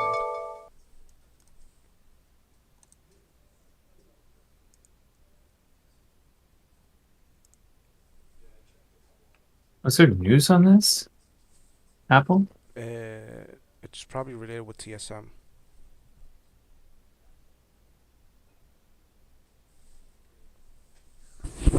Should have just been trading Apple then.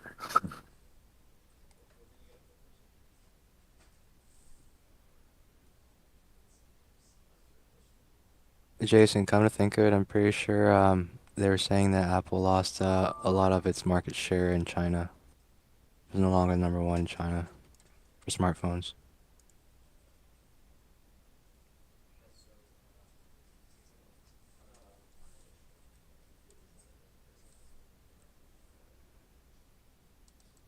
Interesting. It's down 2.5%. I took that hood break of the trend line. Made some of my losses back. Which I shouldn't be thinking about, but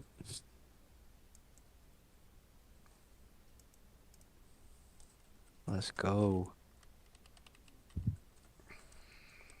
Ooh, yeah, hood's approaching high a day again. This looks pretty solid. Q's breaking above VWAP now.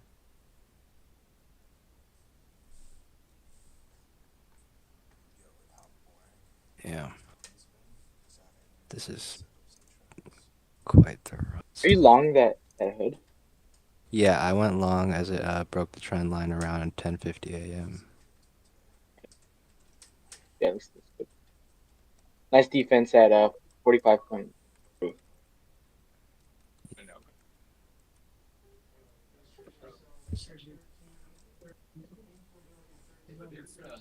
I'm tempted to take some off, but this might just break from here.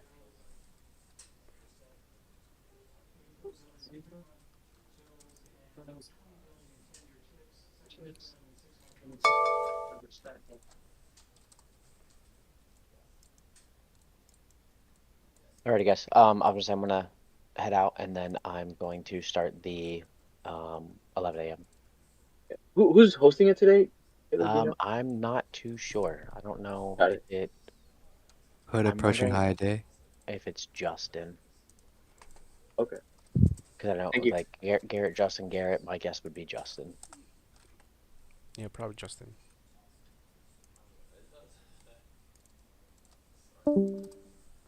Alrighty, I'll see you guys in there. Alrighty, Bye.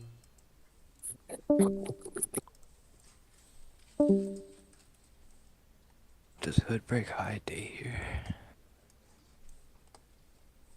Because Recording of the in environment that we're in, progress. and especially Momo is just momentum trading, and especially given the positioning of the market, right? Why? Well, obviously, if we just taking a look at SPY right here, we're not, neither trending to the upside nor the downside. We're sort of in a range. We're in a choppy environment. While there have been some nice directional breakouts this week, a couple names that were on my watch list. There've also been a few failed names. Failed moves higher, fast moves lower.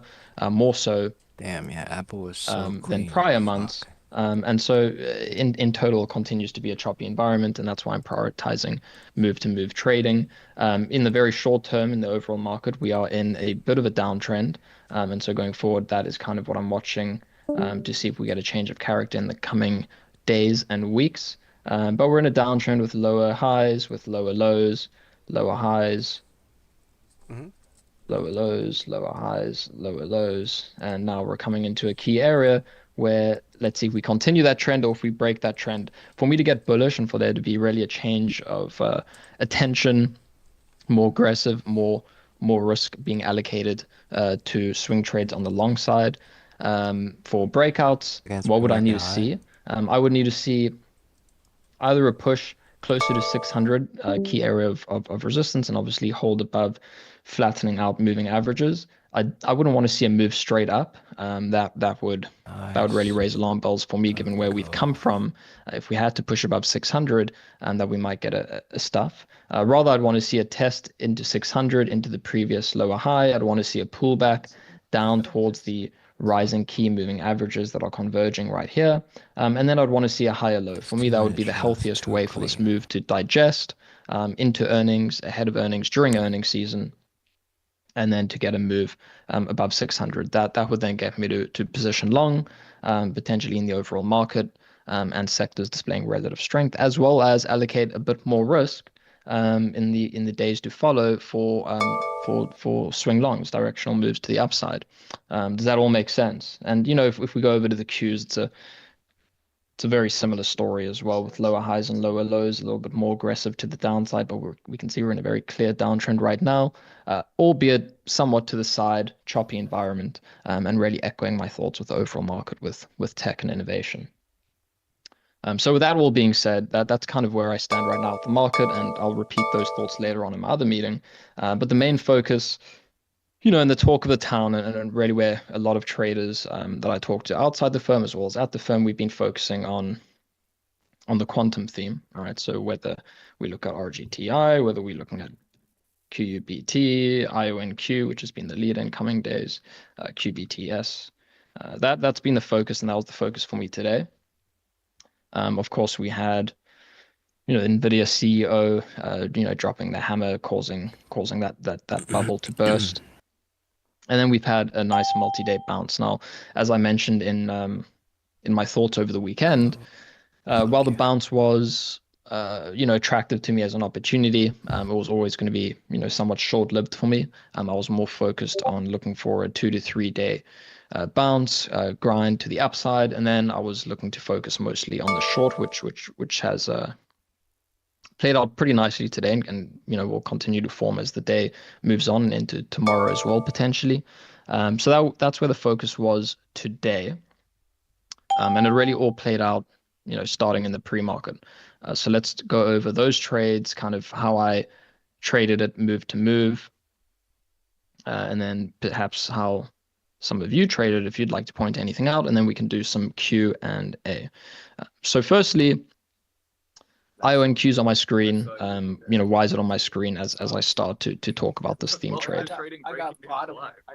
What's really the importance of IONQ right now, especially for the short coming into today, if anyone wants to answer that question.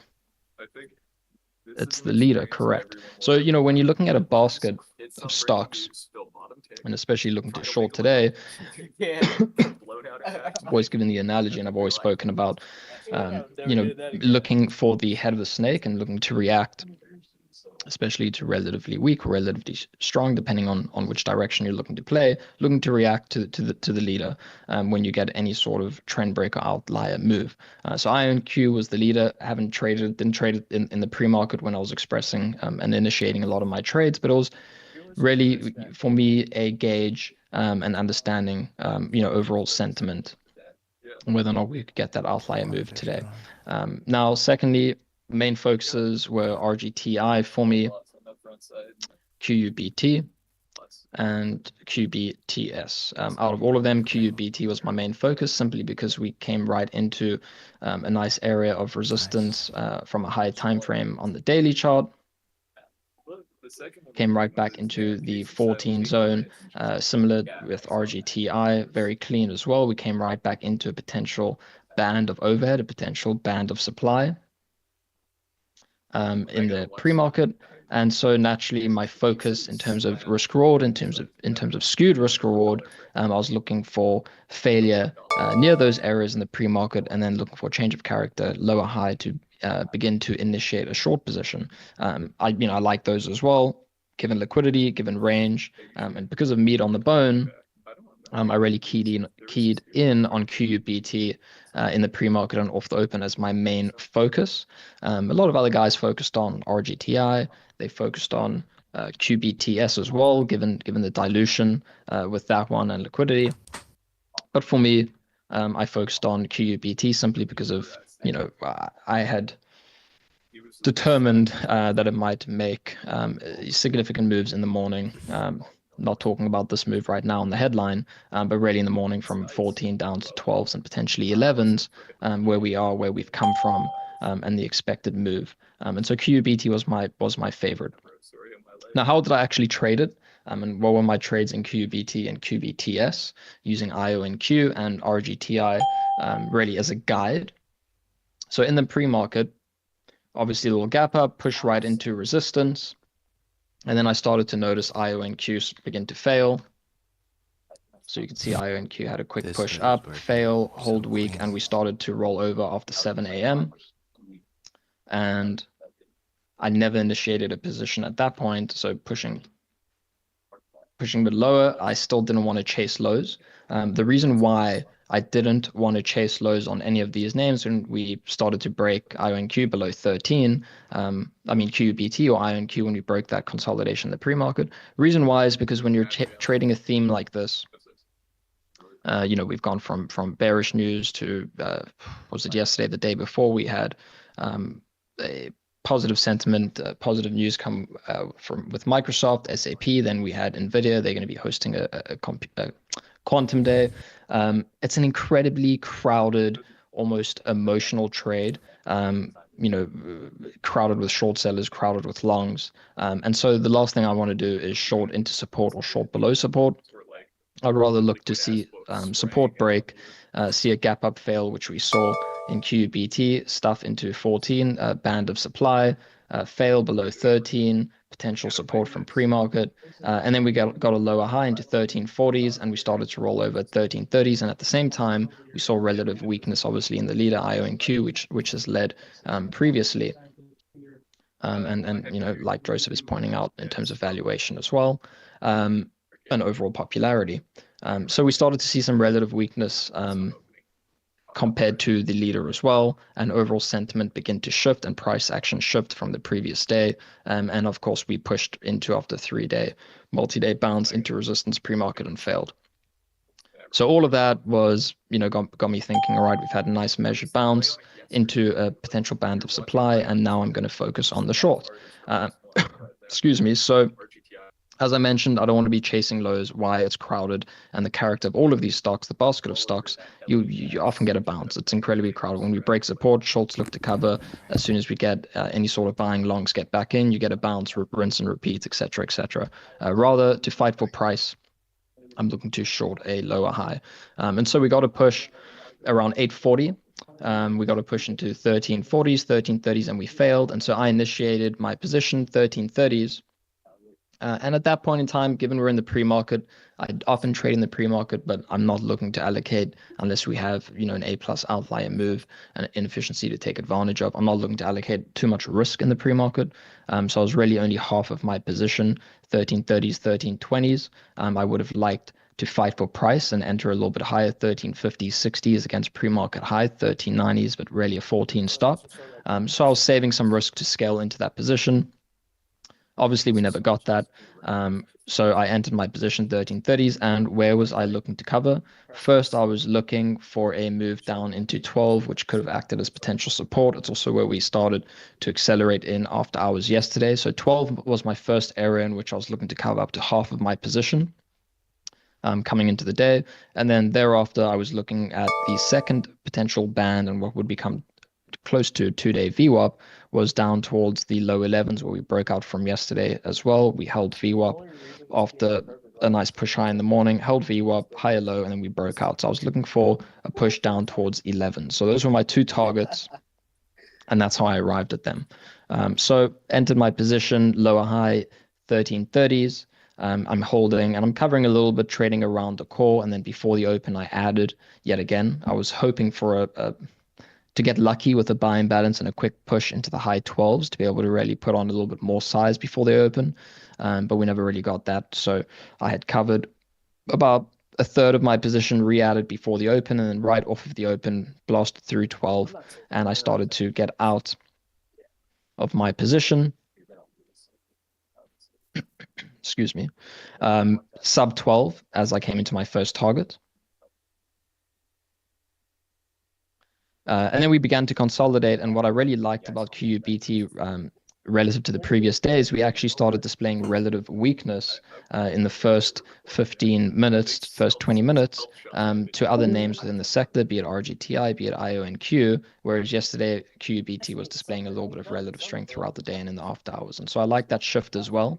And so while I covered most of my position on the flush sub 12 first target that I was looking for from 1330s entry, when we had a quick push back up towards the open and immediate fail, I re-entered my position with full size, and at that point I was looking for continuation down into the low 11s to exit my position. I wasn't looking for a full day fade.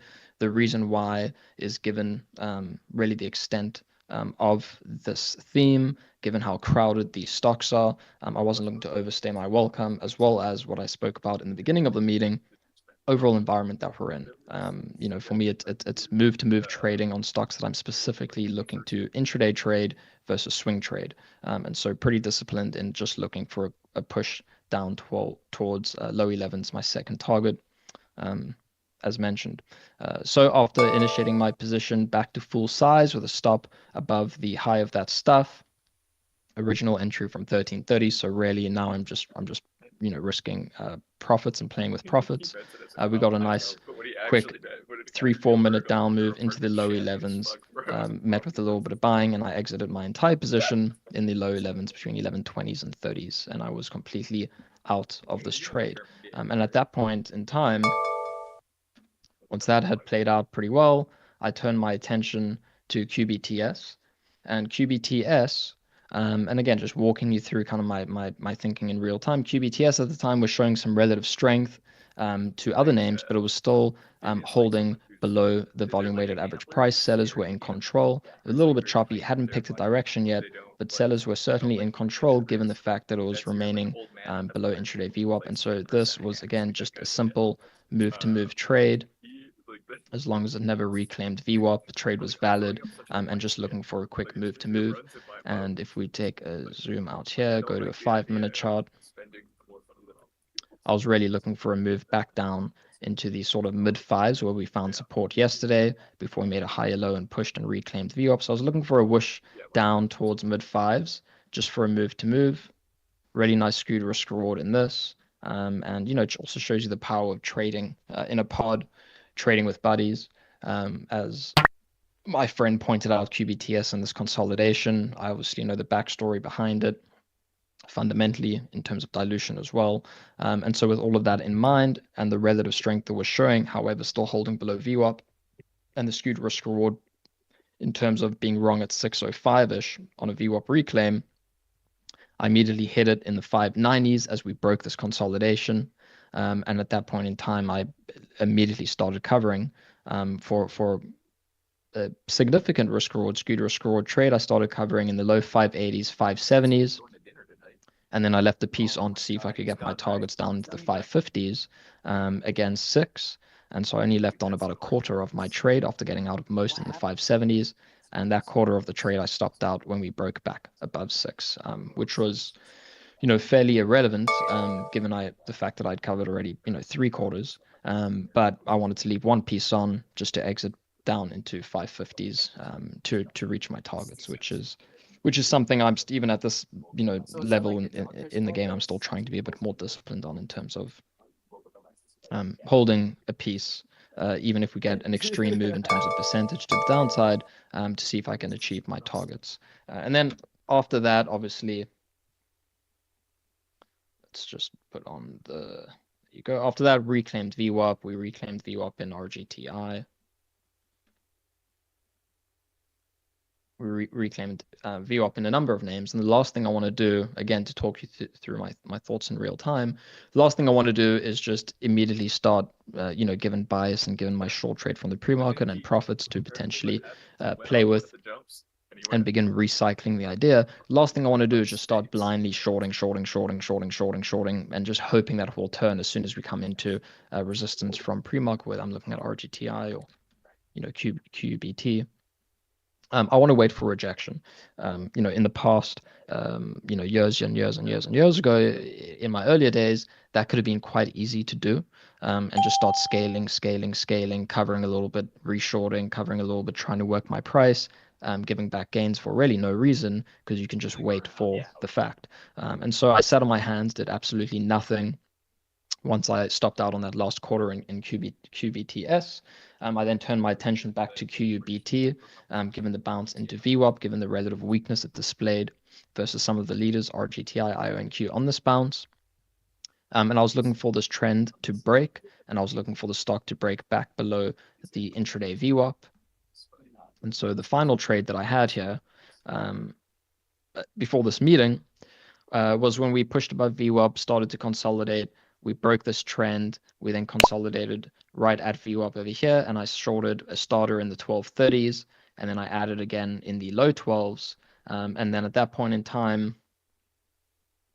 fairly frustrating, I exited my entire position around 1170s, 1180s. So not the best trade, given that I completely missed the meat of the move.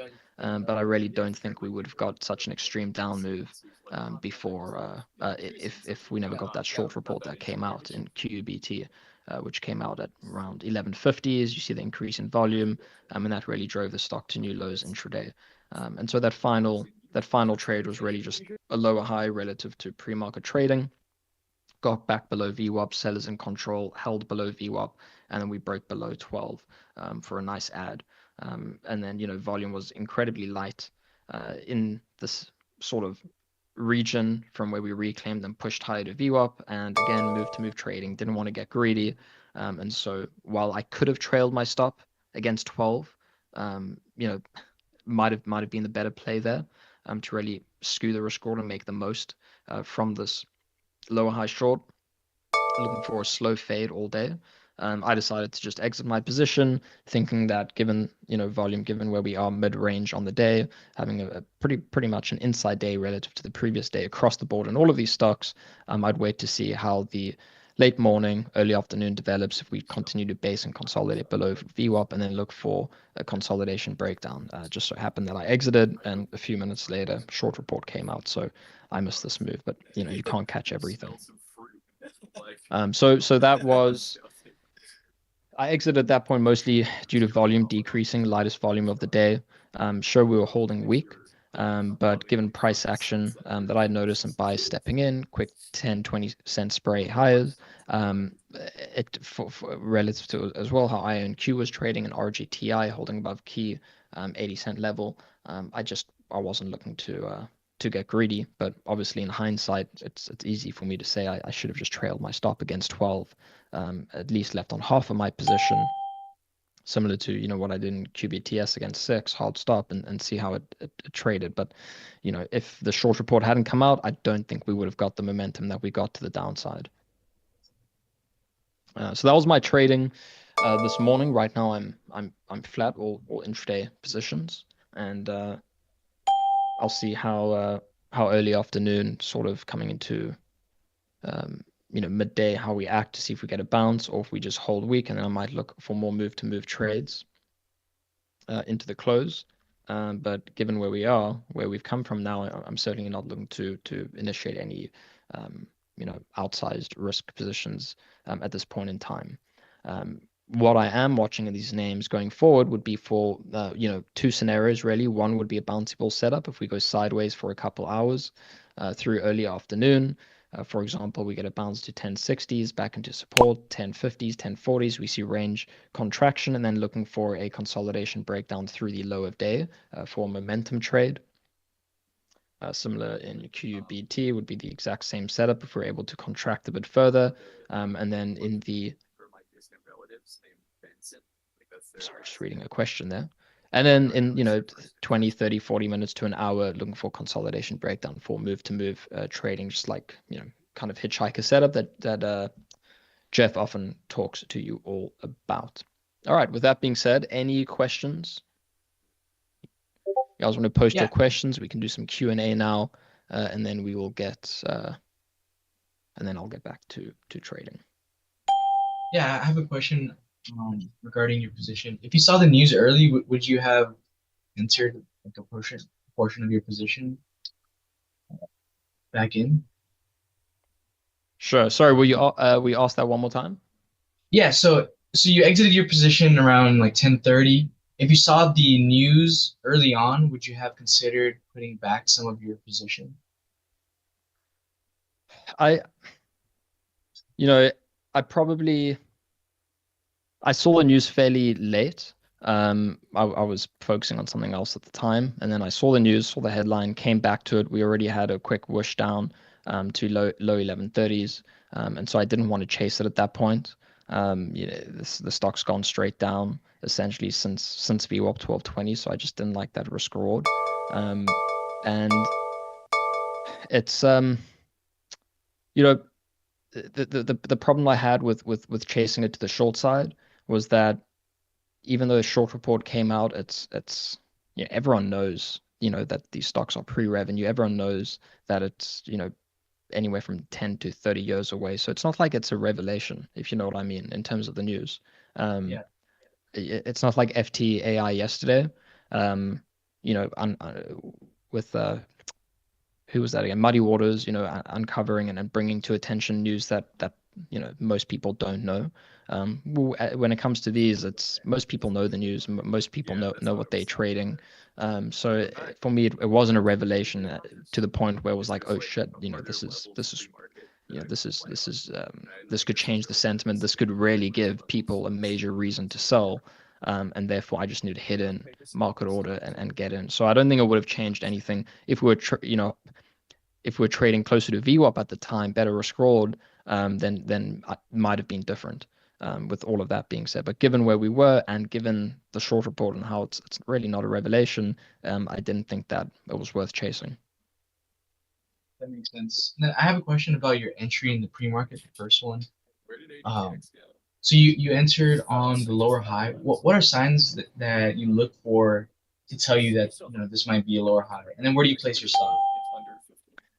So, my thinking was obviously we pushed to 1390s. This downtrend, this down move was playing out quite nicely. I wasn't involved, and so I was looking to get involved. Now I'm not going to look to get involved, sub 13, because where am I wrong? I'm wrong at 14. Where do I think the stock could go? Kind of 12, and then thereafter looking to recycle for a move down to 11 if it plays out well. So I'm not hitting below 13 because then I'm really getting like a 1-to-1. 1 to 1.5 risk reward. So I need a bounce. So at that point in time, when we started bouncing, we broke back above 13s. I'm now thinking that, it's getting fairly juicy. The risk reward's getting a bit more skewed because if I'm wrong 1390s, wrong closer to 14, I'm targeting 12, and then best case I move down towards 11. This makes a lot more sense. So let's see if when we bounce, we have some selling pressure from anyone that hasn't exited their position after seeing the stock and IONQ, the leader, begin to fail. If we see sellers step back in. And so we started to see that in 1330s. If you're watching the tape as well, if you're also looking at this move relative to the move in RGTI and IONQ, and so it was worth a starter. Obviously, at this point in time when I started shorting 1330s, it wasn't like, okay, this is 100% confirmed a lower high. I can't predict the future. I couldn't predict we're going to be down towards 12 by the open, which is why I said that I was also hoping that even once I entered and I saw selling pressure and the stock begin to struggle a little bit above 13s, I was hoping that we would still get a push higher to 1350s, 1360s. And at that point in time, I would have been scaling, ahead of the stock really, failing and cracking below VWAP from the pre-market. But I'm fine with that as well because I'm wrong at 14. And so I'm only risking, 30 to 40 cents at that point. And if I'm looking to capture, potentially 2+ points in the stock, I can really give myself a couple tries before I have to move on. That makes sense. And then if let's say you did get that bounce to 1350s, 1360s, yeah, and then the stock consolidated until the open in that area, do your thoughts change? Or? It's a very good question. So my thoughts, would have also depended on the imbalance, like what we did right before. But hypothetically, let's say that we had a push down to VWAP pre-market, and then we took out 1330s, and then we started to kind of like flatline a little bit, 1350s, 1360s before the open. I wouldn't have had a hard stop at 14. I would have had my close to what I want in terms of the size for this trade. And then I would have just looked to be very reactive. So if we did push, and obviously keeping an eye on IONQ and RGTI, if we did push close to pre-market highs, 1390s, 14s, have a bit of an exhaust move and immediately tap that increased volume and then stuff back down to 1390s, 80s, 70s, I would have looked to potentially add in that scenario. That would have been a nice exhaustion move. That probably would have been best case scenario because it would have allowed me to actually get a lot more size, still with a defined area in which I'm wrong. But at the same time, if we pushed over 14, maybe 1410s and 20s, pulled back and started to hold 1390s and 14s and consolidate, then I would have exited my position, probably being out by about 50 cents a share. And then I would have waited until essentially we broke below VWAP and remained heavy on a lower high or below VWAP, or maybe we got a bit of a extreme exhaustion, 1450s to 15, if that makes sense. Yeah, it's very interesting. Thank you. Yeah, I mean, those are really good questions. And, those are kind of the thoughts running through my head in the pre-market, and you always kind of want to have a few different scenarios lined up. Yeah, that makes But sense. Like great I would questions. I would assume that or from my trading, I guess, I would think that holding higher, I would probably start scaling out of my position. But it makes sense that your thesis is still intact, and you're getting better risk reward. If we do hold higher Exactly. and push Yeah, higher. like you said, thesis is still intact, holding below pre-market highs. And first move, given where we are and where we've come from, you have to remember the stock's up, at that point, like over 100% from the lows. So given where we are, where we've come from, if we do get a push over 1390s and 14s, while I might react pretty quickly and take some size off, I am thinking in my mind, just given previous similar setups and scenarios, that it is very likely we could get an exhaustion move through that area. And if that confirms the stuff and we're back in the 1380s and 1370s fairly quickly, and we start seeing some selling pressure in IONQ, RGTI, etc., then that would be a much juicier setup, because then there's a lot more liquidity. You have confirmation off the open. You've got an exhaust move, and you're able to add a lot more size, risking 30, 40 cents, still with 12 and potentially 11 target in mind. So that would have been a juicier setup. That would have been close to an A minus, A plus setup. I never allocated too much risk in the pre-market, for liquidity reasons, and also because, as we've just spoken about, I was really holding off for a juicier setup. Similar to, like FNMA yesterday, which is really one of my favorite setups in general. FNMA with that extension just along the same lines. If you look back 13 to 15 years in Fannie Mae, even if you look back in other examples like GTII from, I think that was like 2019 GTII. Good one for you guys to go back and look at. Things in OTC land often play out fairly textbook, and they often happen in threes. You'll have a breakout and extension day. You'll have day 2 continuation, and then on day 3, especially setting up for today with a potential sell the news event with the X spaces occurring. That's kind of what I was looking for, and a lot of other traders who kind of have specialized in OTC. That's what we were looking for.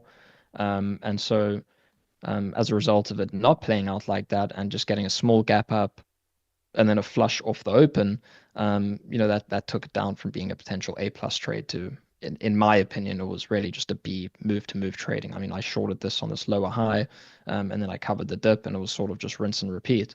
But I probably had like essentially no risk compared to wanting to risk my full daily stop had this been at 9 or 10 later in the day, or even the following day, as in today. So it's about having those scenarios in mind and then knowing what you want to risk on them, what you want to see, and if it sets up, what category really of risk it is, and having that best case scenario. So QUBT today, that best case scenario was to get a push through pre-market high off the open, maybe an extension, and then a stuff for absolute exchange to have taken place and for confirmation. Got it. That makes sense. So in QUBT, if IonQ and QUBT didn't reject on that at 14, let's say they held there instead of rejecting after that, would your thesis to have been similar? Or would have like on this first move, if we pushed and held, or you mean off the open?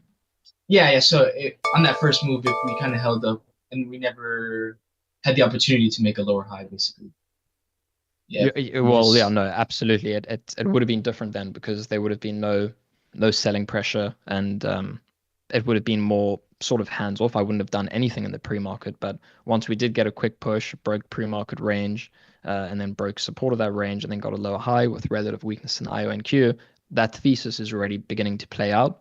And in terms of price action, there are sellers that are present. But had that not happened, had we pushed 1390, maybe 14s, and we're consolidating, I definitely would have been I wouldn't be looking to just blindly short for the open, because there's no signs of selling. I would rather be thinking today could likely be the day that these pull back. but are we going to get an extension to 1450s? Are we going to maybe open 14 and have a quick wash down to the mid to low 13s, down into pre-market range, maybe some resistance turns into support 1350s.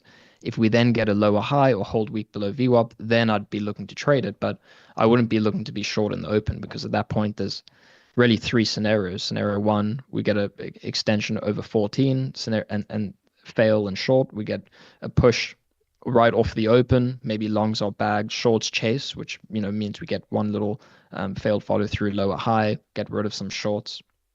Longs are comfortable, and then that dip fails to actually hold, and we end up rolling over, and we get a trend to the downside that develops. That would have been scenario two. Or scenario three would have been the short doesn't play out and we just hold firmly above pre-market areas, and we hold firmly above 14, and it's just a day to be hands off. That makes sense. Is it a similar concept, I guess, on Fannie Mae? In you kind of have that, like you kind of have that extension. Yeah. You kind of have like that extension, and then once we get this confirmation of sellers off the open at around like 9:45, and then that's when you're open to shorting those lower highs. It is pretty similar, exactly right. What I was actually thinking in the pre-market with Fannie Mae yesterday, and just given experience with OTCs, and personally, I love OTC trading. Some of my biggest trades have been in OTCs, and specifically looking for this reversion setup, or with pump and dumps, but that's a whole different story. I was actually looking for continuation. I wasn't going to go long. If we got any dip towards 740s and then reclaimed VWAP and held steady, I was planning on actually going long for a move to 8 and potentially 9 for that thesis to play out. I wouldn't do that, with large caps and NASDAQ and NYSE stocks, given the extension, but with OTCs, things do trade a little bit differently. And so I was really open-minded. On the one hand, I was open to short scalps, if this never developed. On the other hand, I was kind of excited about this potentially going $8, $9, $10, maybe even 12, maybe having an imagination and something stupid happening. And then on the other hand, I was also open to really just doing absolutely nothing, and maybe it grinds higher, sets up today for sell the news. So I was just very open-minded with it. And one of arguably the top trade at the firm, we were in the same boat. We were game planning this together, and we're both leaning more long biased on this day versus short biased, and simply because of the history of how the stock is traded and how OTCs trade. They trade differently to NASDAQ and NYSE and main exchange listed stocks. But once we got confirmation, once we got immense selling, and if you're watching the tape, it was quite vicious, the selling, and then once we failed to reclaim VWAP on this lower high, and a really steady lower high with an ever present refresh seller, it was a really easy short 730s, which I took, and then I didn't overstay my welcome. I covered sub 7s, and then just essentially rinsing and repeating the setup right here.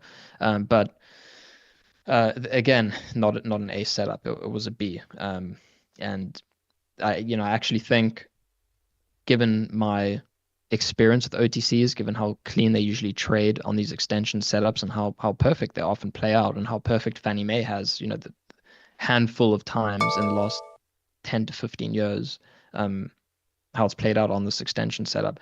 I think given my experience with OTCs, it probably led to me not taking advantage of the short on size, because I was kind of looking for a much more significant move, $8, $9, $10. But overall came into today very open-minded. But it's different to QUBT and the quantum names, because it's a completely different setup. Fannie Mae is breaking out. The quantum names are bouncing after getting destroyed down 50-60%, some of them, and they're just on really a dead cat bounce. Whereas Fannie Mae is in the process on the front side in the pre-market at this point in time, of a potential blow off and an A+ setup. So it's complete different setups, different sentiment, different nuances. So I wouldn't categorize them the same at all. But in terms of I would say open-mindedness and game planning different scenarios, it's the same. Yeah, I see what you mean. Yeah, thank you. That was a great breakdown. Yeah, of course. They were very, very good questions, Nathan. Thanks for that. Thanks for contributing. Let's see if we have any questions in the chat here, and then I'll get back to it.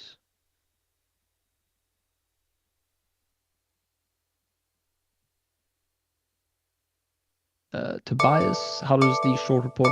Is it always published Thursdays? No, it's just it's a bunch of independent research firms, many different. There are a lot of them, probably like 5 or 6 that stand out, and they can publish whenever they want. Were you looking at TSM today? I wasn't looking at TSM.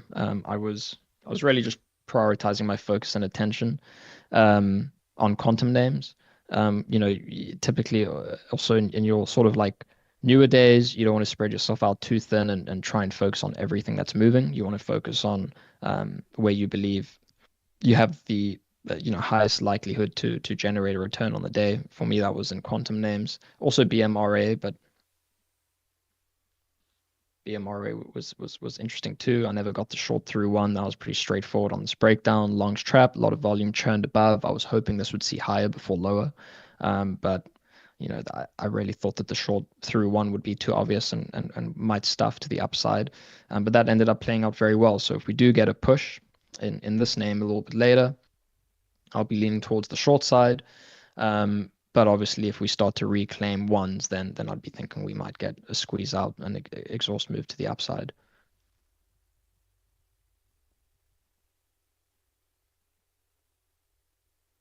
Brandon says, is there any way we can get a daily, weekly, quarterly theme on the desk memo email?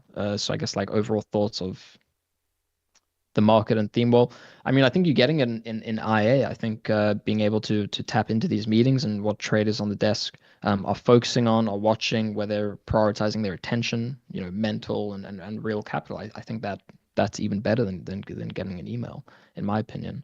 And then the last question from Joseph DATS, DATS. What are my thoughts for this afternoon? DATS, I haven't really focused on it at all today. But in the afternoon, if this does continue to hold up and hold above 6s, maybe we get some follow through and a bit of a liquidity trap and squeeze higher through 7s. But right now I'm not focusing on it really at all, simply because once we're done with this meeting, I'll probably take stock of how all the quantum names are trading, develop some more plans similar to what I spoke about already, and I think that's just probably where I'll have the best edge into the close. But that's we have seen the story of sort of zombie moves and liquidity crises and traps play out with small caps. And so it wouldn't surprise me if this does churn a little bit above 6. The thing is that it's only going to have enough fuel to run higher if it trap shorts and is able to churn, i.e. if it maybe pushes to 650s, 7s, stuffs back towards 6, maybe dips below 6, and then later in the afternoon, early, mid, late afternoon, begins to churn a little bit over 6s again and then pushes through 7s. But I highly doubt right now it has enough shorts trap to really be able to generate a meaningful squeeze back through 750s and 8s and back through 750 high from this day. So it would need to churn a significant amount for this to be a focus. If it did flush below 6 and then back above 650 and churn for over an hour with a bit of range contraction, then maybe I'd focus on it for a squeeze higher. But it's I don't know, it feels a bit forced to me. I don't think I would kind of action anything there. And that's it. All right, guys. Well, I'm going to be back at 4:15. Obviously, stood in for Jeff today. I'll be back at 4:15. I'm probably going to kind of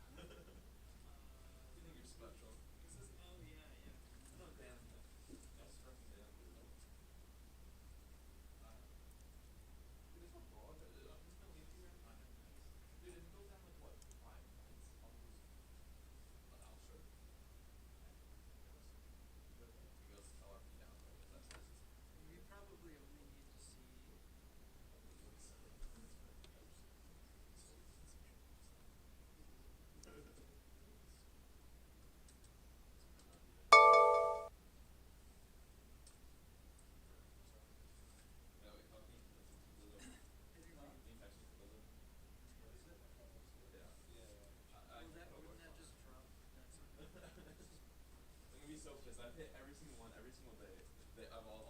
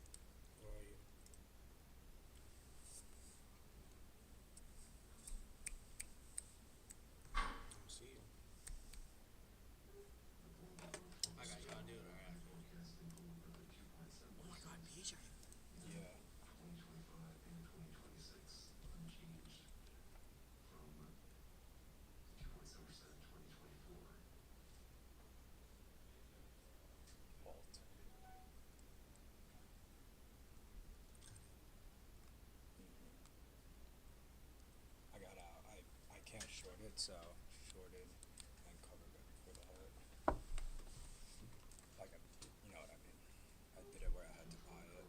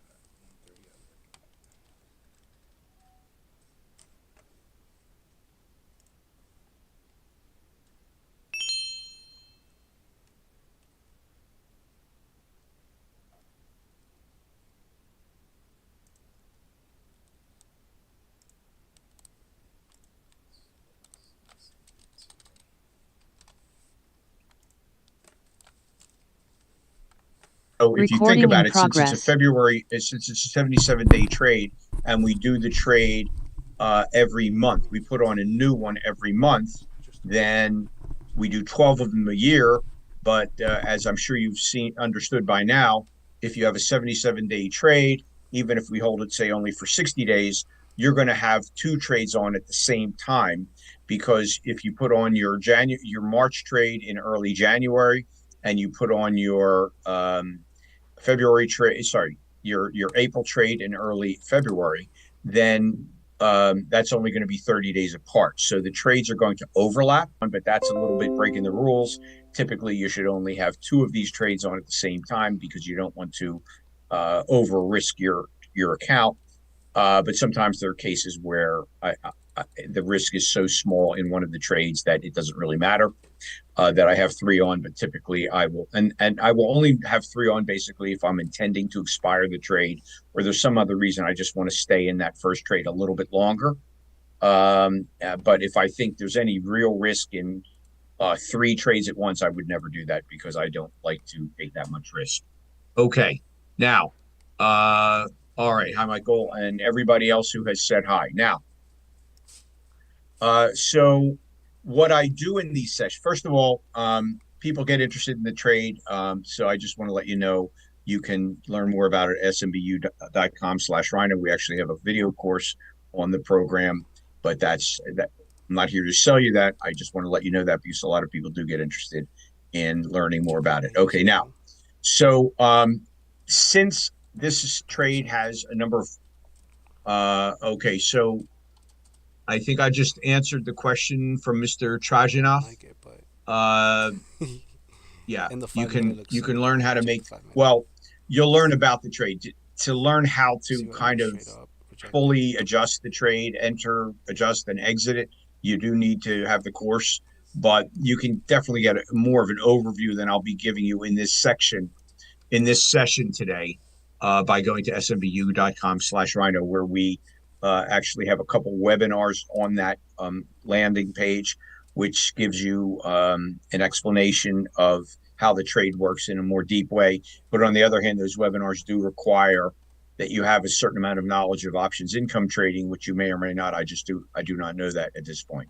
Okay, now, so because I am doing this session every 2 weeks, I do have the problem of not being able to run you through the fundamentals of how a Rhino trades in each of my sessions. Otherwise, I'd spend the whole session going over that, and even then, I wouldn't really be able to do it.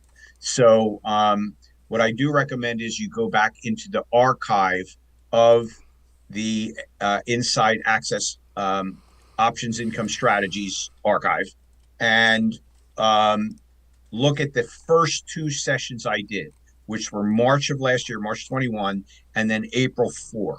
Those 2 sessions delve into this strategy a lot more deeply. So that's a starting point for you. Yeah, okay, so John is saying he's wholeheartedly agreeing to watch the 2 webinars in depth and reading OptionNet Explorer, well worth it. Okay, and when you say reading, I don't know what you mean by reading OptionNet Explorer. OptionNet Explorer is a options analysis software that I use to trade and which I use to demonstrate trades. You're about to see it in a minute, Suzanne.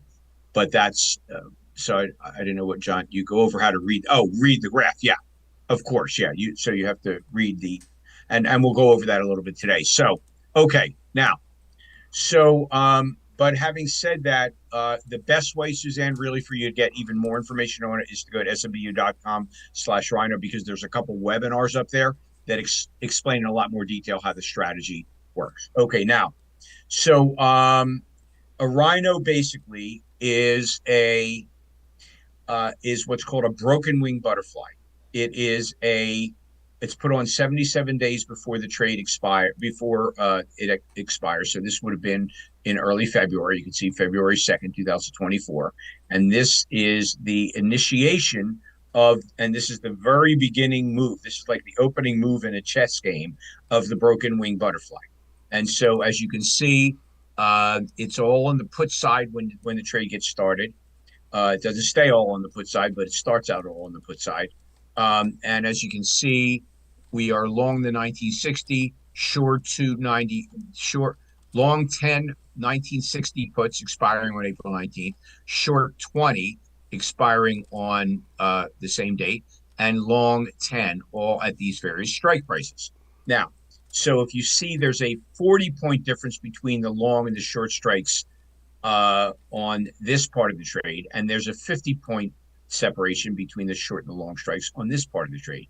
So I think of it as a 40-point debit spread, And that's what we explain here. It's a 40 wide put debit spread, which is a trade you pay for, combined with a 50 wide put credit spread, which is a trade that you are paid for.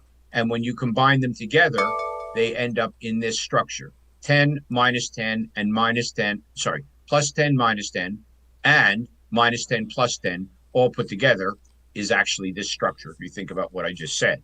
So therefore, and now, it's called a broken wing butterfly because a regular butterfly has the debit spread with exactly the same wing width as the credit spread. But in the case of a put broken wing butterfly, the debit spread is shorter than the credit spread.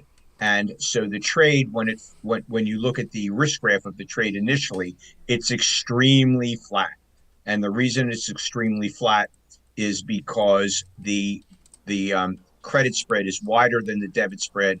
It means that a position which is typically very negative deltas when it first starts out basically becomes neutral deltas. If once you make the debit spread shorter than the credit spread, it becomes neutral, more or less neutral deltas, and therefore it becomes a very flat trade. So you have your biggest risk delta. Actually, your biggest risk is vega, but the risk most people think of on a trade is the deltas are basically close to zero, whereas the theta is much higher than it. For example, in this example, the delta is 8, but the theta is 20, and that's actually kind of a high delta for a typical rhino. It's more like, almost 0, 1 or 2, something like that, compared to a much larger theta number.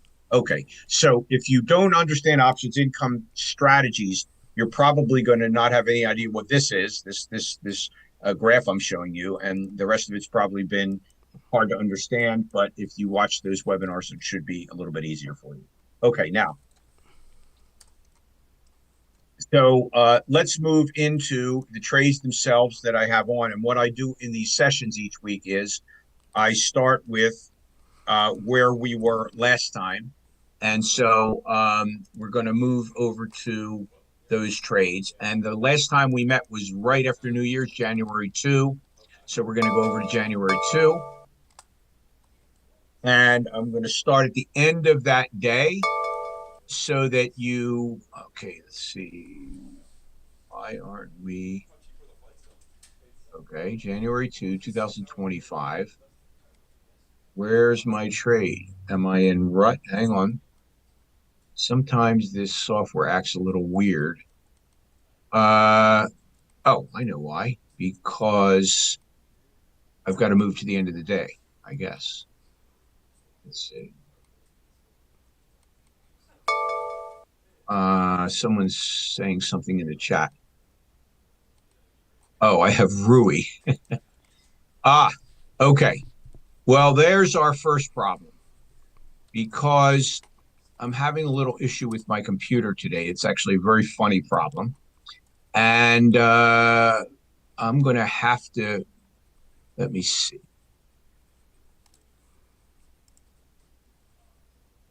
Let me see how to solve this. This is really an interesting problem. I know you're not going to believe this, but because there's no other way explaining why I'm fumbling around right now, I'm just going to have to explain it to you. And that is that my computer, the letter T, has stopped working as of 30 minutes ago. I do not know why. I don't know if this has ever happened to anybody else.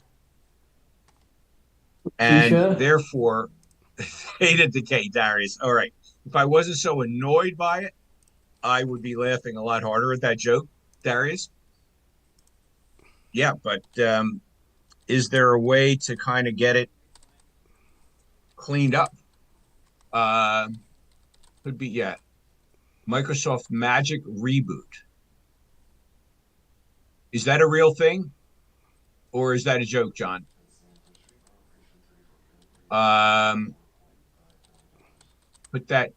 Pull that key off and blow it out. I would try to I did reboot. No, the T key is not stuck. Okay, but hang on now. With OptionNet, you should be able to change your symbol. I'm really hoping I'm going to get away with this. Okay. I think we got lucky. Not really. You can use the screen keyboard.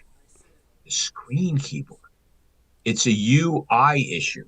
Could you explain what UI is, George Faust? Yeah, I did try that, Myron. What is UI? User interface. No clue how that helps me though, but I appreciate you telling me. Okay, so are you saying it may be a software problem, folks? Oh, thank you, TSM. Oh, it's a hardware issue. Hold down Alt key and type 84.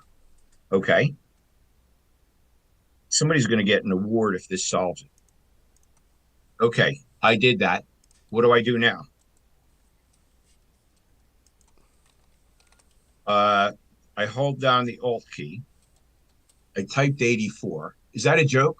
Most likely just a faulty keyboard. Okay, let me try. Nah. Try Slim Lee. I'm assuming Lee's comment is a joke. Although traders do. Okay. Just a faulty keyboard. Turn it over and tap it on the desk. Okay, you know what I'm going to do because you're serious. To slam it, turn it over and tap on the desk. Log in for me. Yeah, okay. Okay, folks. I'm not going to, we'll go over whatever we need to go over today to solve this. You guys have been great in trying to help me with this. So it sounds like the first thing I would do, yeah, whack it. Okay. Okay. So I did the hold down Alt key and type 84. I did that, but it did not solve the problem. I don't think. All right, folks, please bear with me. I really apologize. I'm not trying to waste anybody's time. Just I do have this problem. Okay. So Good afternoon. Yeah. Turn it over and tap it on the desk. Turn what over, George? The whole computer? In other I'll words, give everyone a or just second the keyboard? to get in and get settled. What's up, Try to Fabian? unplug. How you doing? Good to Well, see you. how can I? The keyboard is As it's a always, laptop. Yeah. I No, love it's a seeing the laptop. usual That's the suspects problem, in here. folks. Marcos Newman. Yeah. An external. Hi, everybody. That's interesting. Okay. All right, folks. I apologize for wasting all your time on this. I'll deal with this later. We got to rush, so let's Nathan. go over the trade. Okay. Rob. So this is, and I really do appreciate Happy you're here everybody's too. help. I had it. New So, laptop helps. I hope everybody's Yeah, having I a know. good week so I'm thinking I far. may. Can you just cannibalize the keyboard? Feels and put it like in? Possibly. Okay. Thanks, feels like everybody. the Now, week's been 5 days I already. did reboot. A little bit, doesn't it? But it's early. Yeah, so we've got, we've got some pretty cool stuff going on in the market to close this year, which is kind of fun. Yeah, Justin, I totally agree. My brain is cooked and it's only Tuesday. That's always a bad sign, right? It's a bad sign or it's a good sign. All right. Well, yeah, there are a couple.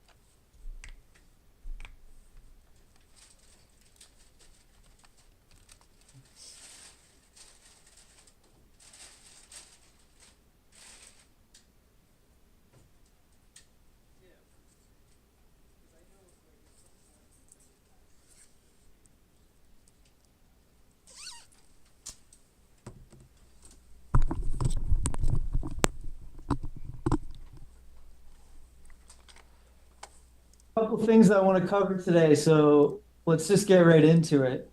As everyone kind of gets settled, I'll start just by saying, because I know we have some new people here today, that welcome to the Bionic Trader meeting.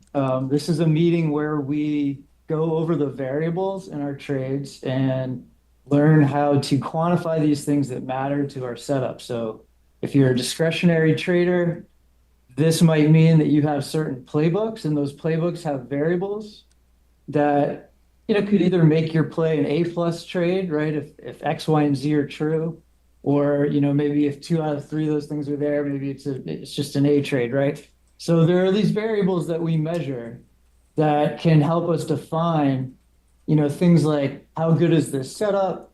You know, when do I enter? When do I exit? And all trading has variables, right? But we can take these variables, we can learn how to measure them better, and we can create alerts for them. We can create scanners. We can create indicators on our charts or as alerts, right? So the better we are at quantifying these things, the more specific we can get about our own trading. And so in this meeting, we go over these trade variables and we talk about how we're going to quantify them, how to visualize them, how to trade them, how to think about them. And then also you can take that and you might use some technology to help enhance your trading. So like I already mentioned, creating alerts, creating scanners. These are things that can really help us find great trades or just let us see the market better. And then you can take it one step further and you can create algorithms. So you might be an automated trader. And if you're an automated trader, and I do both, I trade discretionarily and automated.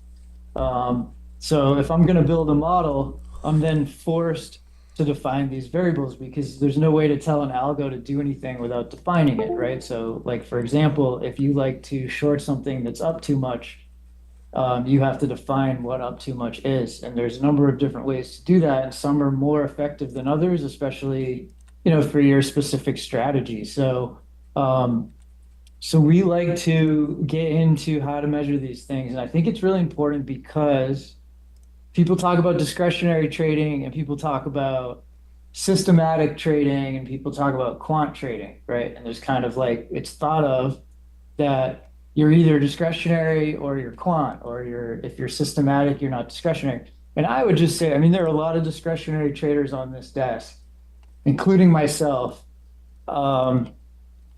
We call ourselves discretionary traders, but I would say every single person I know on this desk is quantifying aspects of their setups.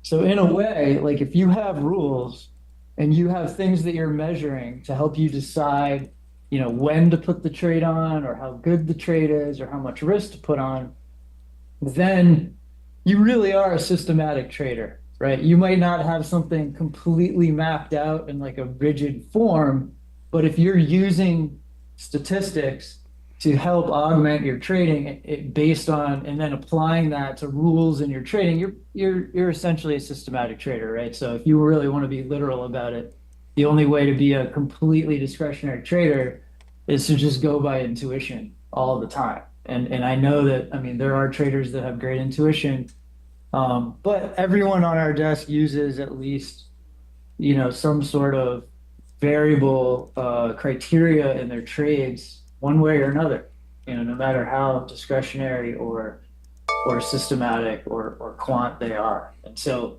I do both.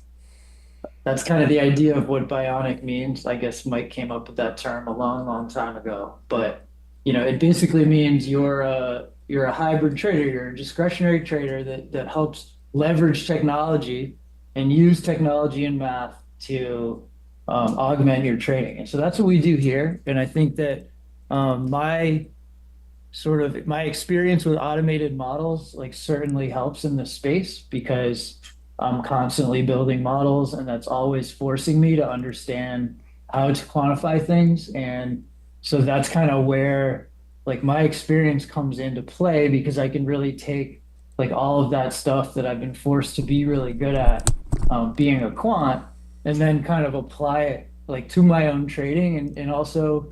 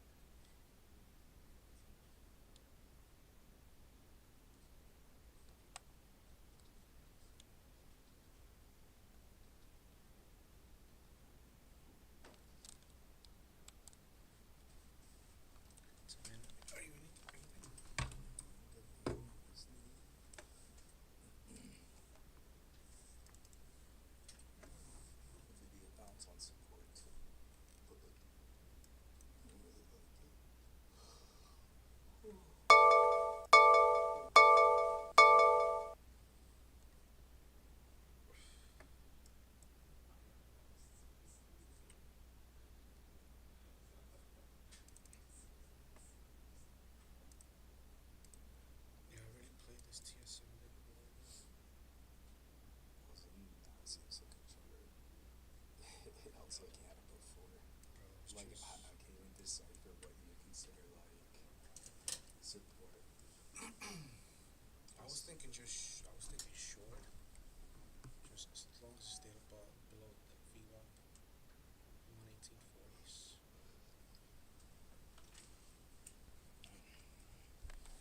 I took most of it up into 116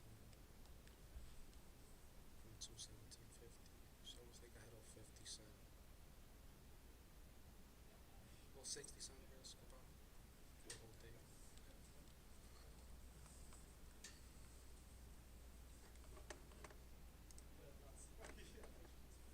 That gonna work out?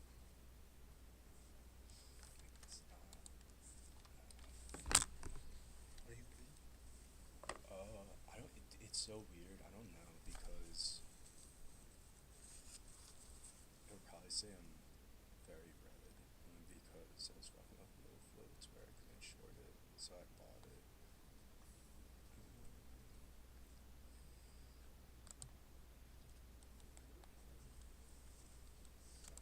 Yeah, so this is gonna be like 400 because I did go long after the short. This one I lost. CCJ I lost. DJT I lost. Polo lost. INQ lost. Lee lost. VO I made money. PLTR I lost. PM I lost. Whatever. SMI. Net TSM I lost.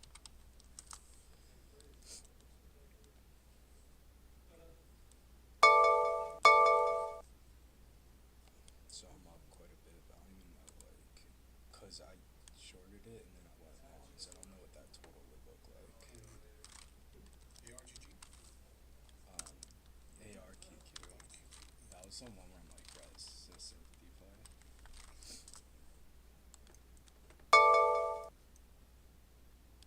But the thing was, it had this nasty wick, so I'm like, yo, let me see, like, if this shit can just go to VWAP, I'll take that. It had this wick slam back down. I'm like, alright, bro, that's enough for me. So I got out of that because I didn't know if like buyers would try again. It was just, dude, it was just so fucking screwy. I'm like, I don't even know how to handle Yeah, that. once you see something like that, I was like, let me get the fuck out of this short. It's a short. No. So like, I was short. I shorted based off that. 'Cause it had this nasty wick at like this. It's like a daily level. So I'm like, let me go short. It, like, dude, it went up so fast and I panicked and then went right back down. I'm like, bro, I'm good. I don't need any more of that. And then I went long here. And I got out here. Or actually, I don't know. Maybe like here. I don't know. For certain.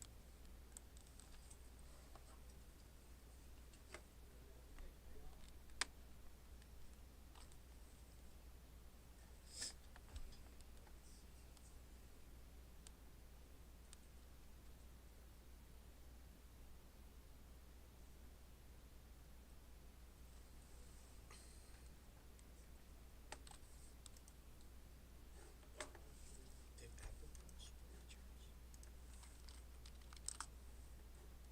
Oh, I tried here. I got long here. This wick happened. It came back. I'm like, let me get the fuck out. That's where the buy was. I bought here. It wicked. I'm like, what the fuck? I got out. And then I'm like, let me short it then. That shit happened. Went back down. But there's a shit ton of buyers. I don't know. Maybe it was just a misprint. I have no clue. But I'm like, I'm not gonna fuck with that anymore. Just have a rule, bro. You should see it perfectly first, second. Yeah, Because otherwise you'll be sticking with one idea, another idea, this idea. Only. Oh, what do you mean, like a bias? Yeah. Yeah. I'll just try it 3 times. I don't even do that, bro. I did 2 because I realized like third time is never gonna. Third time is never I don't right. even go to the third time. I just leave it as 2. I have one idea. It should work. Yeah. Okay, let's go. Yeah. If that idea fails, okay, let's take a step back, reassess. Because that's what happened with me with TSM. TSM, I took the first down through open.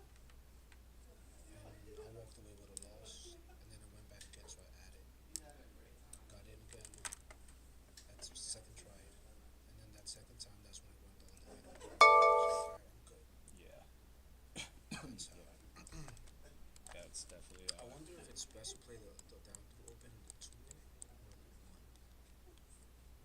Because I got literally right here, 9:31 on this break, my down through open. So I'm coming down, so I took it off immediately. I was like, for me, the down through open should be down, get the volume, and then it should pick up. It should never pull back. So I got out like somewhere here. I love the way it would go without a loss. Alright, so good. And we bounce back. I got long on the same level again. Once all EMAs were clean.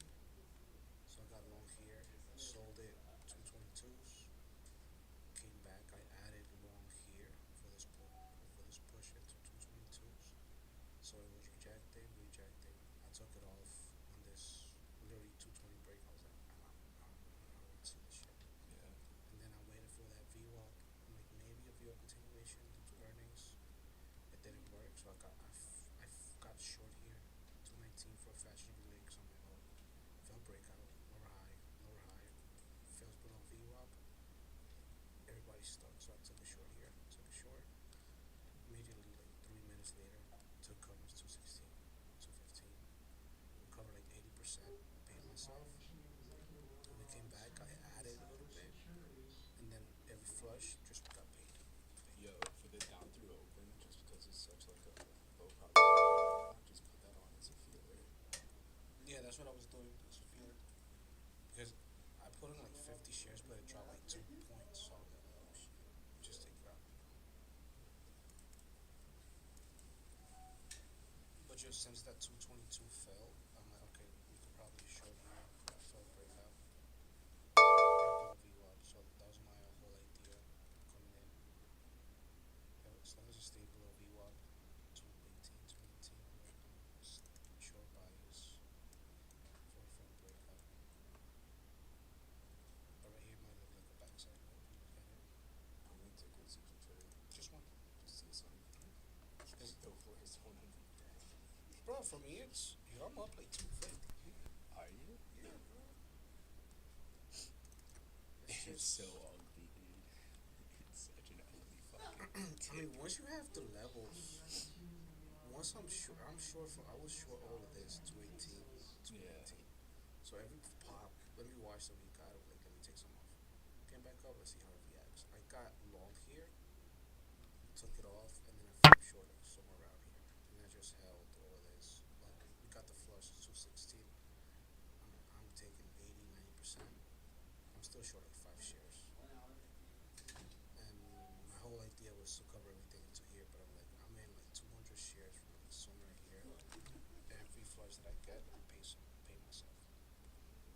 Because at one point I was down like $50 or $100 from all this. I just made it all back in that one trade.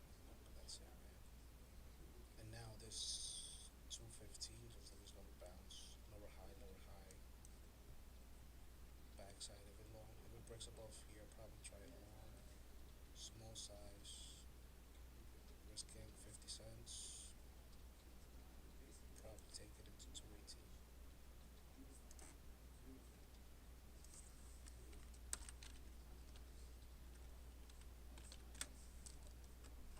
The Qs are bouncing. It's looking like a backside of the Qs. Take a screen. Oh, here. I got this. Oh, yeah. Yeah, perfect.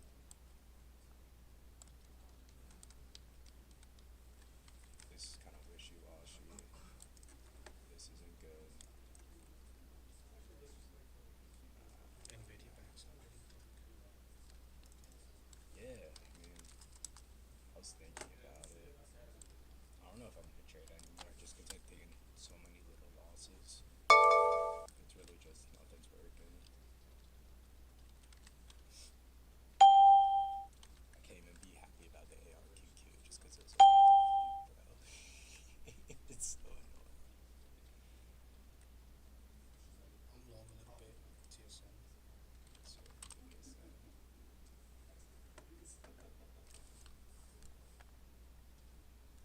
NVIDIA needs to get over that resistance point of 130.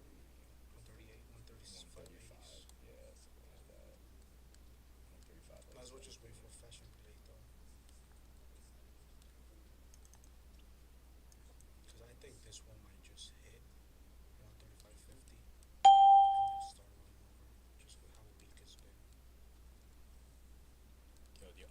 I started doing. It's only been like 3 days, but it's been going really well. Is I take much wider stops. I'll do like a starter, and I'll do like super. So my stop would be here, and then once I see price action, especially now when things are slower, it works even better. You can kind of just feel it out, and then once you really get that like pivotal moment where you think it's gonna work, that's when I start adding. And that's been saving. It hasn't been making me money, but it's been saving me a shit ton of money.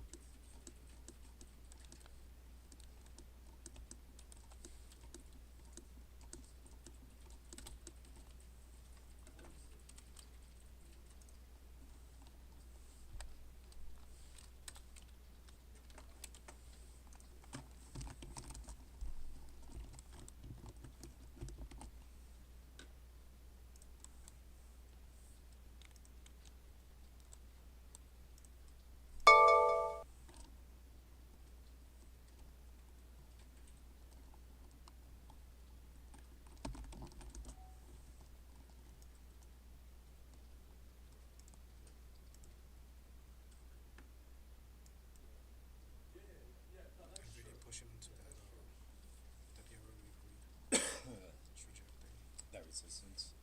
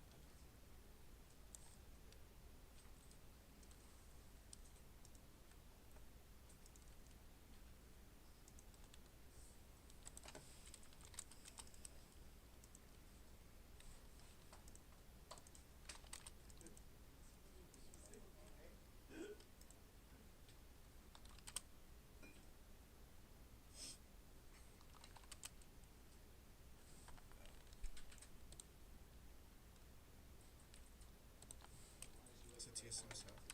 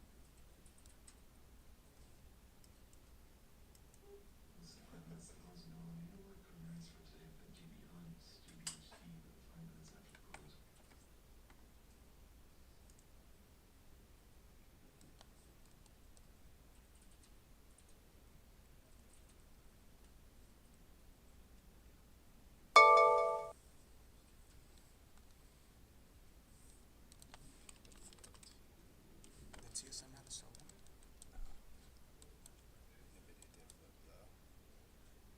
Yeah, after this, NVIDIA puts it close.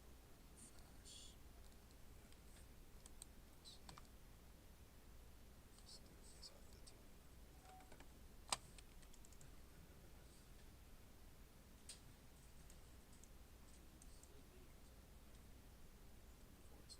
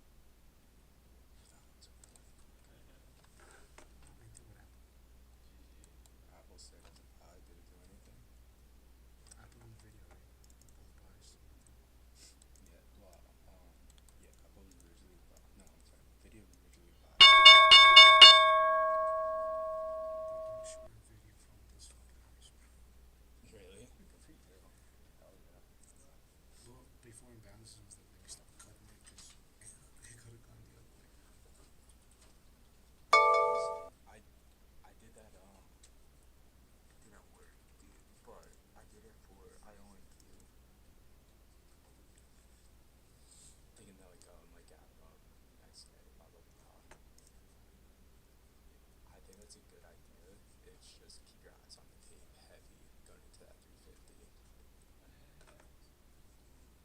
Now, but you can just get the fuck out. But if you're already in the money, like, you'll still make profit.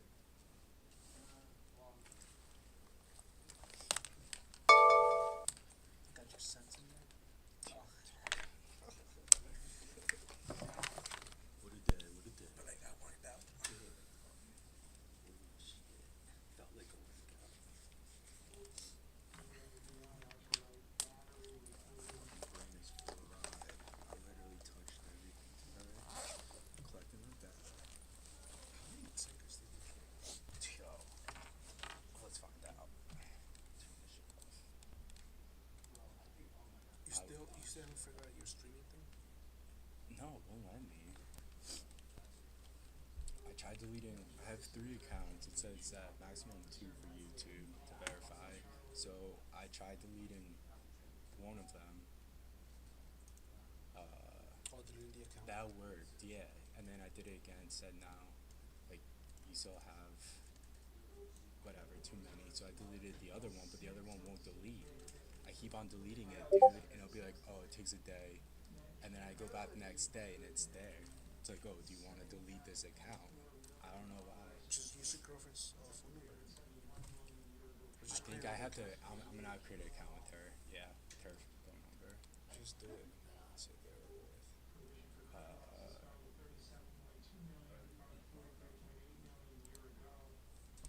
Holy shit. Yeah, I think that's the most you traded. Just collecting data, dude. I'm really trying to, no, deadass. I'm really trying to fuck with this low floats, so I'm just getting in everything.